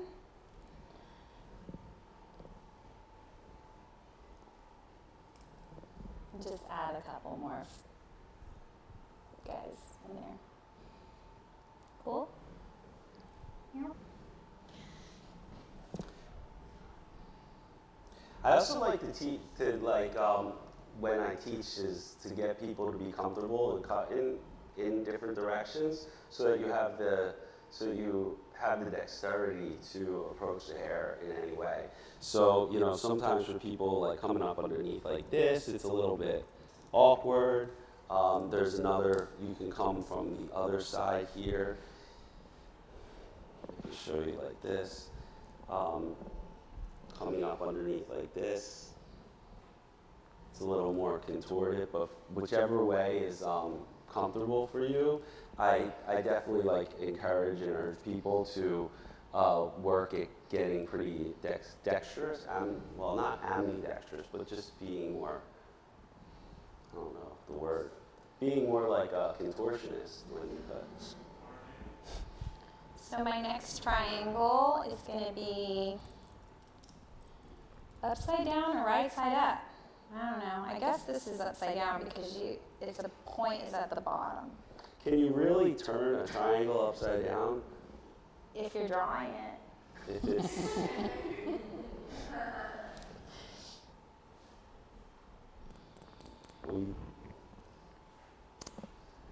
Is your triangle a hypotenuse triangle? It kind of is. Is that the 90-degree angle one? I think so. That It's means not it's like isosceles, right? isosceles is the one that's longer and skinnier. No, this one's more. What was the word? Hypotenuse. I'm trying to go back in 8th grade here. So To geometry. I was good at geometry. I was too, actually. Yeah, right. You're just sitting up. I knew my Pythagorean theorem. Okay. All right, so I'm going to start from the top and work to my length using the flat.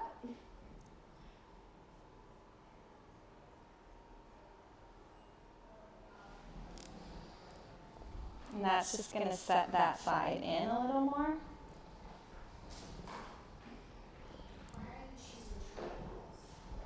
Ooh.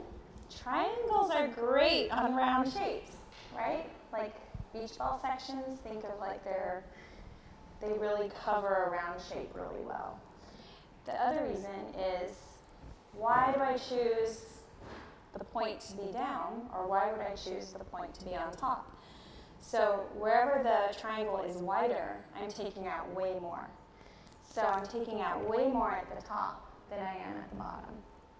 But if I reversed it, I would be taking out way less on top and more on the bottom. Yeah? Mm-hmm. You can cover a ball completely with triangles, which is not true of other shapes. So, like a sphere. Leaving the hairline out. Karina, Yes. why are you choosing to leave out the hairline?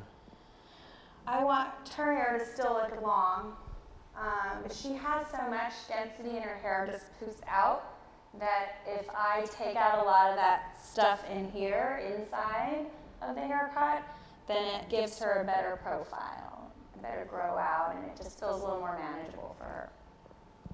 Right, Hammer? She's a hairdresser.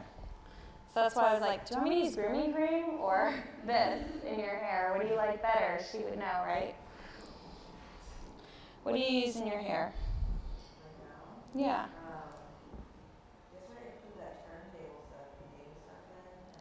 Is the turntable stuff shiny? What is it?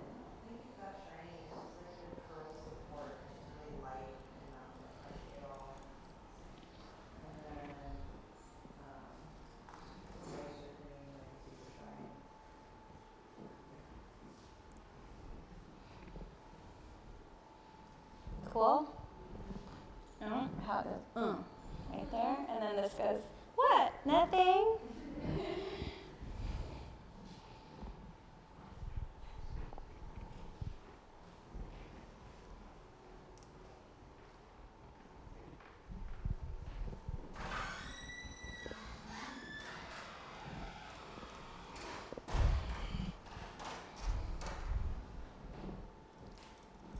So I haven't done anything to these two yet. I might not do anything to them. I'm just going to see what it looks like.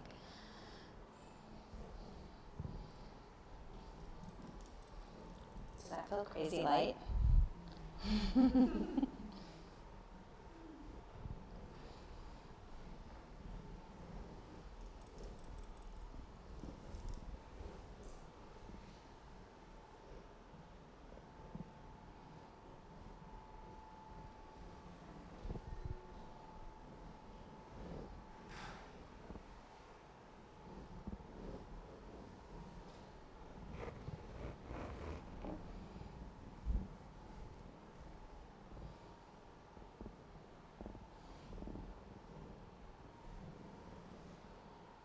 There you go, that's half of it. So you can see, like, I didn't really worry about keeping a corner there. Right? It could have been something, but I think this is more, it's more rock and roll. Did you do any more weight removal? I did not do weight removal. I don't think it's necessary. No, it looks great. Yeah. Actually, I'd be afraid to, like, just lose everything in this with this hair.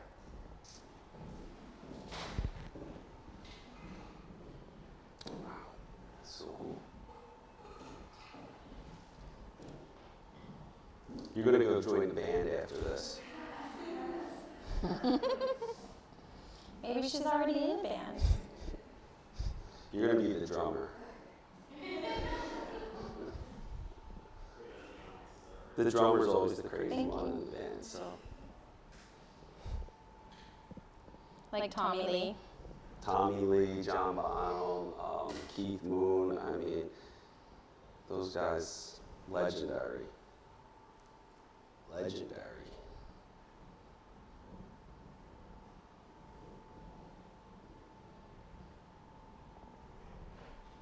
Can you put it on my girl?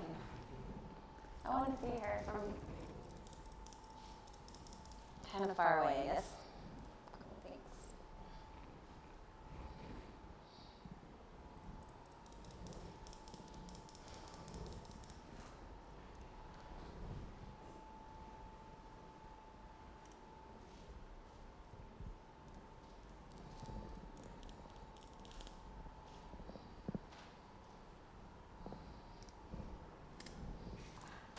I think I do this job just because I get to throw hair. I love throwing the hair. It's just fun. So fun.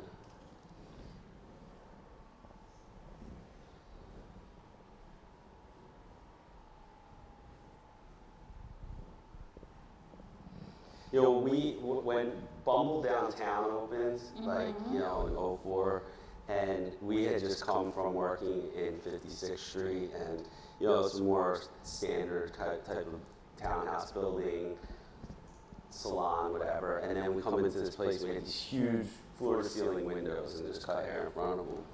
So there was like so much great stuff to do with those windows, like throw wet hair at it and like let it drip down and have races. And we used to do Races? Yeah, like whichever hair fell first, you know, like you lost. And we used to have so much fun with those windows, and like use the when they made that colored hair powder, we would spray paint the windows with that and stuff. It was so much fun. But I just was thinking about that when I was throwing the hair, because that's one of the things we used to utilize wet hair for, hair races down the window. Hair races. And then I used to stick it in people's drawers and stuff too. I used to, you know, leave them surprises. Well, I remember, I felt like you and Gabe were like always running around. And I don't even remember him working there, like other than maybe one day, because I think he quit right away after that.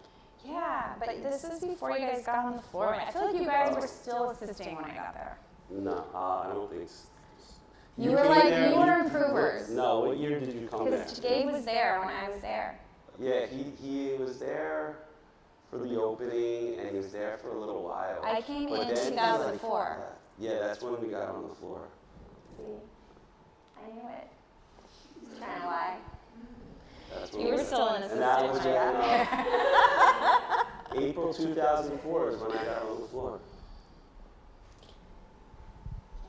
I remember that day. But were you an improver on the floor? We were at first. Do you guys know what an improver means? No, I was an improver before that. I think by the time April came around and I think it was about April when they opened that space. When they opened that space, they made us all full-time, any of us that were improvers. So I was an improver for like maybe 4 or 5 months prior to that, maybe from like November, December time. An improver is when you are at Bumble, you would be done with your assistant program, you would have graduated, but then you get 1 day on the floor, and then you start building, and then you assist the other days. Yeah.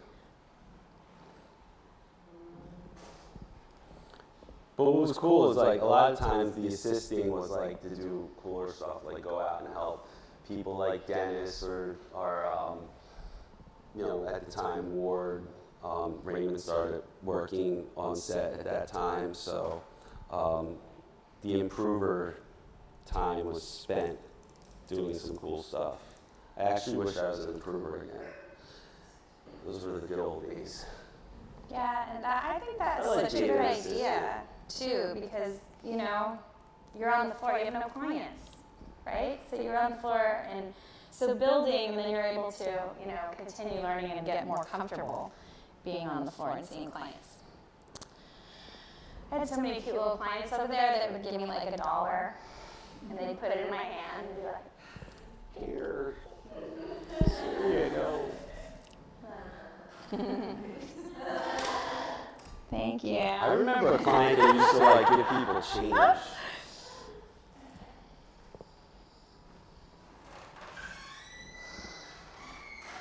So I'm going to just freshen up her ends by a little baby stroke and taking off all these little wispy nothings and creating some good ends there. You see?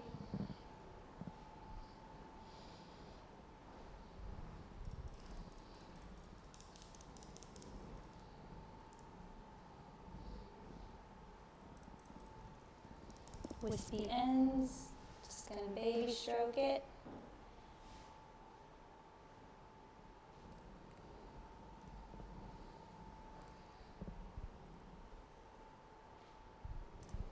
If I cut off too much there, I might end up taking away all the, softness on the ends. So I just want to really get rid of the, where there's like one hair or three hairs, and they're really, with speed, that's really all I want to get rid of. I don't want to go into the meat of it and create a really heavy end. All right, so I'm going to start styling. We went for it. We came and we cut. That shape looks so good, Dante. Thanks. You know what's kind of reminding me of is that Daria picture that I sent you. Oh yeah, A little bit. it does. Oh, it looks so good. Yeah, she looks mysterious with that bang length, Like, who is she? There's much more edge to this. And just to check it, I feel it out. Try not to keep my eyes on it too much. I don't measure every little thing. I feel like you could overanalyze haircuts too much, and then they just lose their touch. Yeah. I always like it to look like they didn't just come and get their hair cut, or sometimes I like it to look a little bit like they did it at home. Like mine? Yeah. I love that piece. That's my favorite. All right, so what should I use? Pam's hair has this texture naturally, so I'm always using things like shiny things, oils, creams. So I think this. Should I? Maybe this, and then at the end, after I get all my good shiny hair, then I'll add some dry texture or something like that, just to give it a little more. What is the product that you're using, Karina? This is an oil. It's called Isle of Roses, and it helps just to soften the hair, and that's what Pam needs, is just soft, soft, soft, soft, soft. I'm going to see if maybe I get a little blow dry here. And in the meantime, maybe bring Kate back and just do a few touch-ups on her and check her haircut out now that she's been dried. So do you think maybe you would mind doing a nice little, I put a little growing cream in there if you want to just smooth out with a mason, give it some body. I'm going to do her blow dry on stage because it's so fast. I'm not going to use high heat. Her hair really can't handle high heat. So just going to use medium heat, no nozzle. Nozzle creates a little more pressure. No nozzle is right in between a nozzle and a diffuser. So if I want to keep texture in her hair, I'll take the nozzle away. And a medium heat, high pressure. I have a question. So I see when you're styling her, you use the palm of your hand, and I'm always trying to replicate some of your movements. Can you tell me what you're doing when you're using the palm of your hand? Mm-hmm. Like when I did. Yeah, when you were up, yeah, like that. And then even like this, yeah, that thing. Ooh, yeah. I'm just giving her a head I'm going to show you the picture that I really love. Yeah, like those kind of moves. You see what it does to hair? These kind of moves. I'm thinking of pretty hair always, not jacked up hair. When it starts to look ugly, I change my moves. You know what I mean? So I see people do when they're styling the hair and it's starting to look ugly, and I'm watching them make it look uglier and uglier. That's the spirit of it, okay? Stop! Right? Because they're not really thinking. They're just like, oh, Karina's here and I'm nervous. Right? And it's getting... Right? So I'm opposite moves. These kind of moves make it smooth first, especially if her hair has frizz and texture. Calm it down, like you're flat ironing it almost with your palm. And all the way down till you have a pretty ends, right? And then this kind of move is really good. Bring back the wave.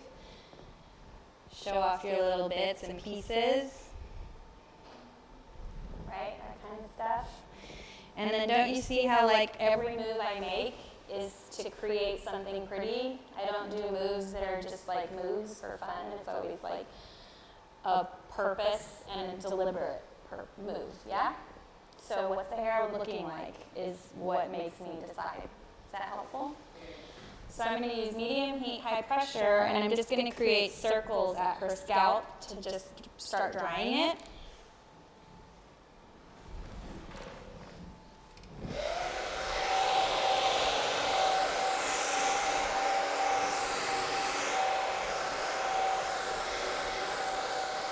The more heat I put on her hair, the more pretty I'm going to get. So let's start with medium heat. Unless I'm going to go in there and blow dry it, with a brush, then I won't use high heat. This side's already pretty dry, so I don't need to keep.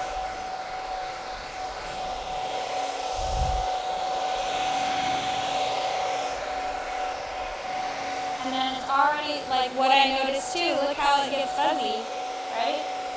So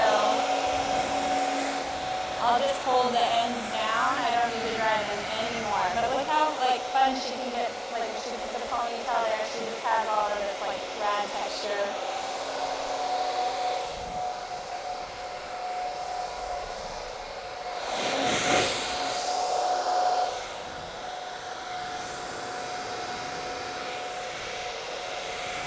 So here's Pam's shag. Messy, little member. And it does have that hourglass shape. Yeah. A nice little bump. Forgetting the bump. I'm going to just go around and do a little detailing right now with my scissors. Basically, I'm just picking up some sections that I find that, individual big, curled sections, some that are just a little weak. And I'm just going to give them a little bluntness on a few, just to mix up some of the textures. I really like that mixed, razor and scissor texture. Also, give me a chance to just get rid of some of the more obnoxious stuff that just might become a little bit of a tickler, that doesn't have any structure or anything.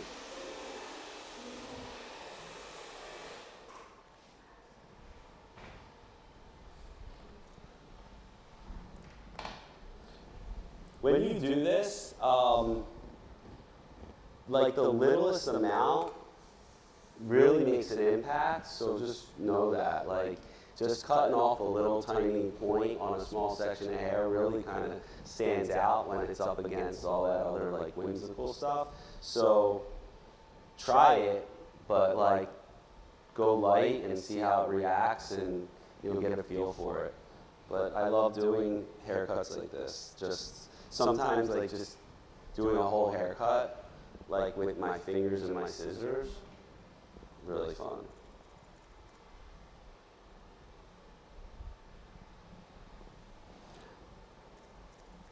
Dennis inspired this from this kind of just picking up and cutting like this.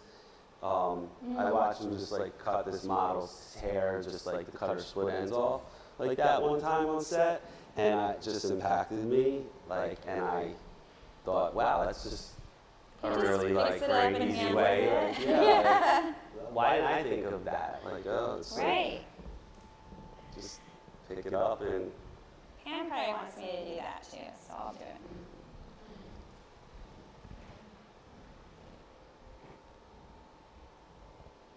Just slow, guys.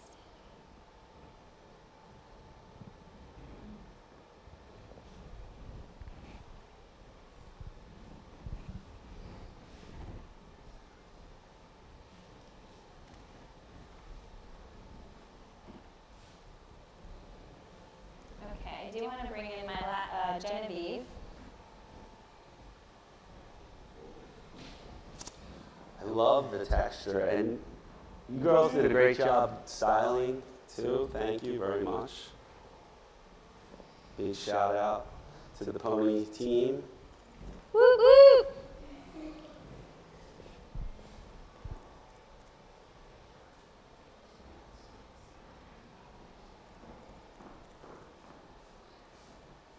Yes?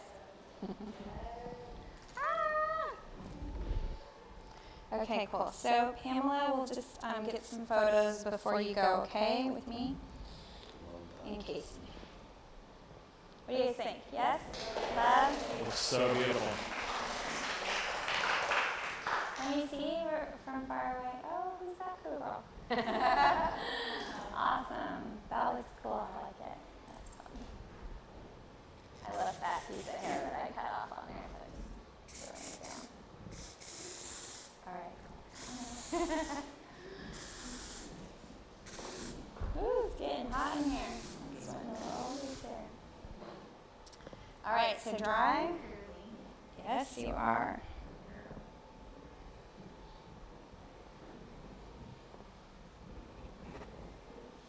What do you think? Do you feel like It's cool. I've never had this hair. I know you never have. Like, yeah.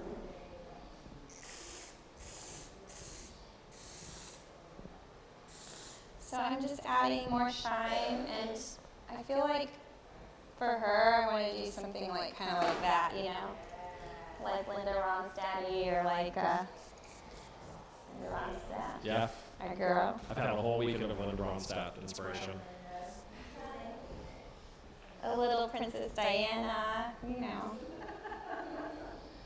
A little mix between the two. Yeah, she's like the best.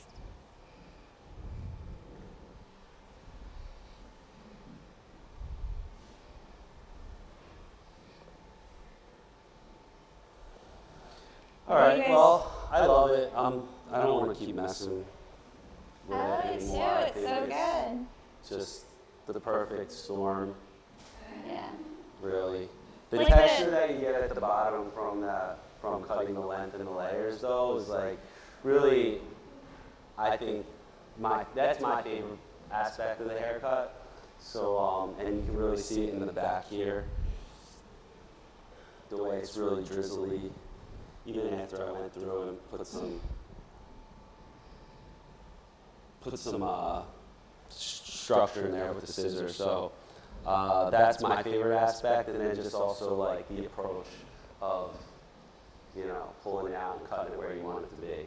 No tricky stuff, just good old-fashioned values. No tricky stuff. I like that. I think it's beautiful how much strength there is still at her ends for the length you took off through the crown. Oh, yeah. It's really beautiful. Yeah, and you know, the razor and the ability to slide that as steep as you want it to be is the key and trick to that success.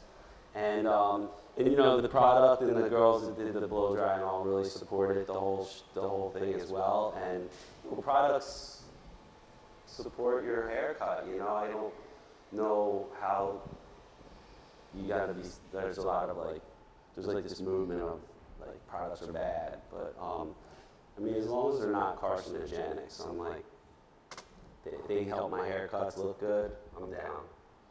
This piece here, you see how it's a little bit, Nice. you know, heavy and kind of chunky, so I'll just go in and lighten it up a little. Because it's dry, I'm going to use my scissors. Carefully working out to the ends and just creating points. And you're just walking your scissors through? Yeah, walking or talking them, whatever you want to call it. Talking, opening and closing, chewing. Your scissors talk to you too? The scissors will talk to you. I thought just my scissors talk to me. No, mine talk to me. I'm just saying they do, but I don't know. How's it going? Nice. Yeah, I think her hair is better to be blown. What? So do you see just by creating a couple of points how it changes that? So I'll put some product in there and mess around with it later. And this is where I chose not to, I chose not to take out weight, but I wanted to wait until after it dried. What do you guys think of this shape? Little shaggy shape.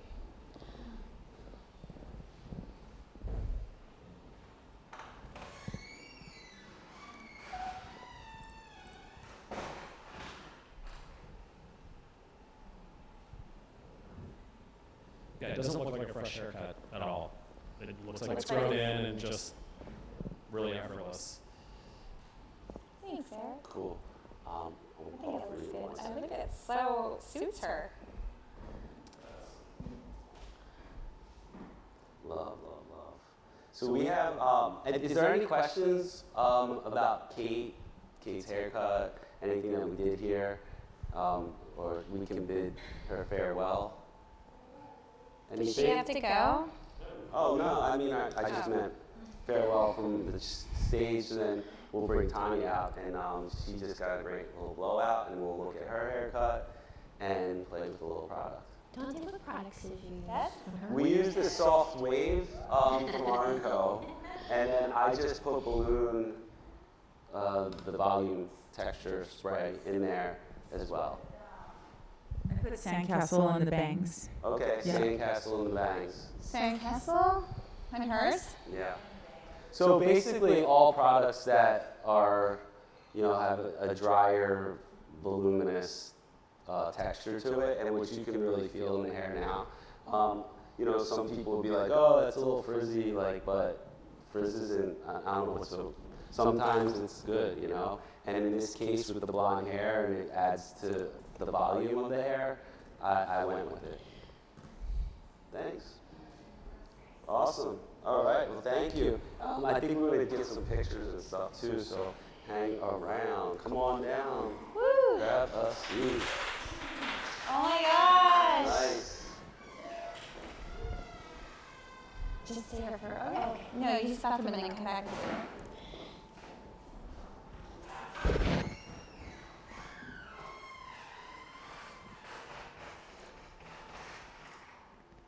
That's beautiful. Finished product. I think just maybe, I'm not going to cut anymore. I don't want to.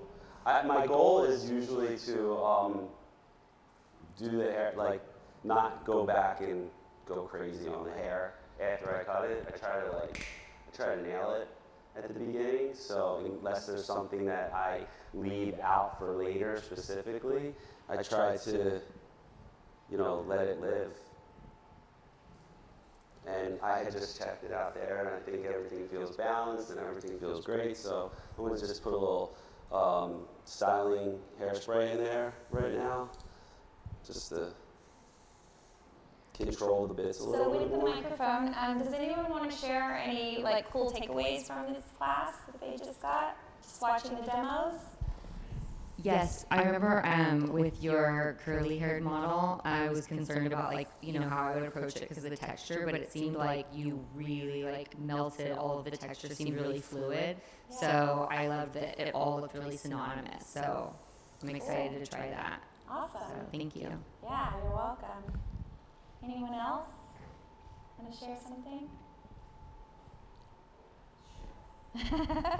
I think when I was coming to the class, I was thinking okay, we're gonna learn shags. It's gonna be this one thing, Yeah. And I was kind of what is a shag? But it's just interesting to see all different approaches, Yeah. 4 different approaches, and kind of similar but very different results.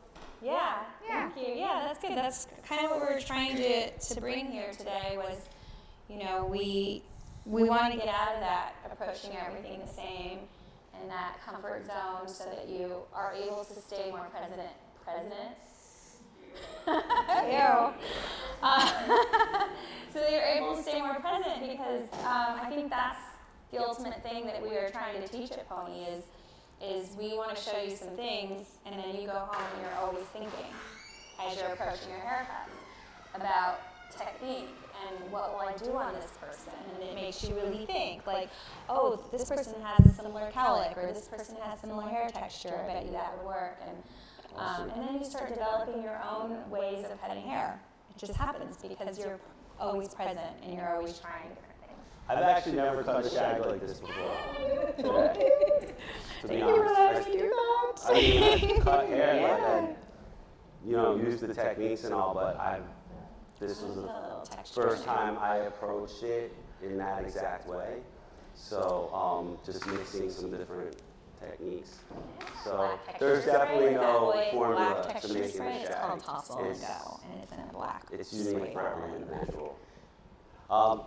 Any questions or comments regarding just Tanya's touch hair? Yeah, go for it. I just put some Does It All in there, so it's a little crisp. But So pretty. yeah, anything I can answer? Was it blown straight? Yeah, with the mason and just with some Oh, kick. so good. I gave that picture. Actually, I'll show you the inspirational picture here. Oh yeah, it looks really similar. Yeah. Well, like, yeah, that was the styling inspiration, so I'm just kind of putting a straight little with texture kick. spray. Awesome. Well, thank you, everyone. It was Thank you. a pleasure. Yeah. Go play with it, on all your clients. Yes, thank you for coming today, and for those of you that are leaving now, if you wanted to hang out for a little bit longer, you can. Just mosey your way on out a little later. That's I cool. want to thank the people that were online watching us today and Yeah, I want to with thank their live questions. streamers. That was the first time that we've had people Yeah. actually pay to watch us. So thank you. Yeah. Yeah. At home. Yeah, hopefully more of that. That's definitely want to do that. So thank you very much to all the people in cyberspace. Awesome. Thank you. It was a pleasure. I love it. I hope you love it too.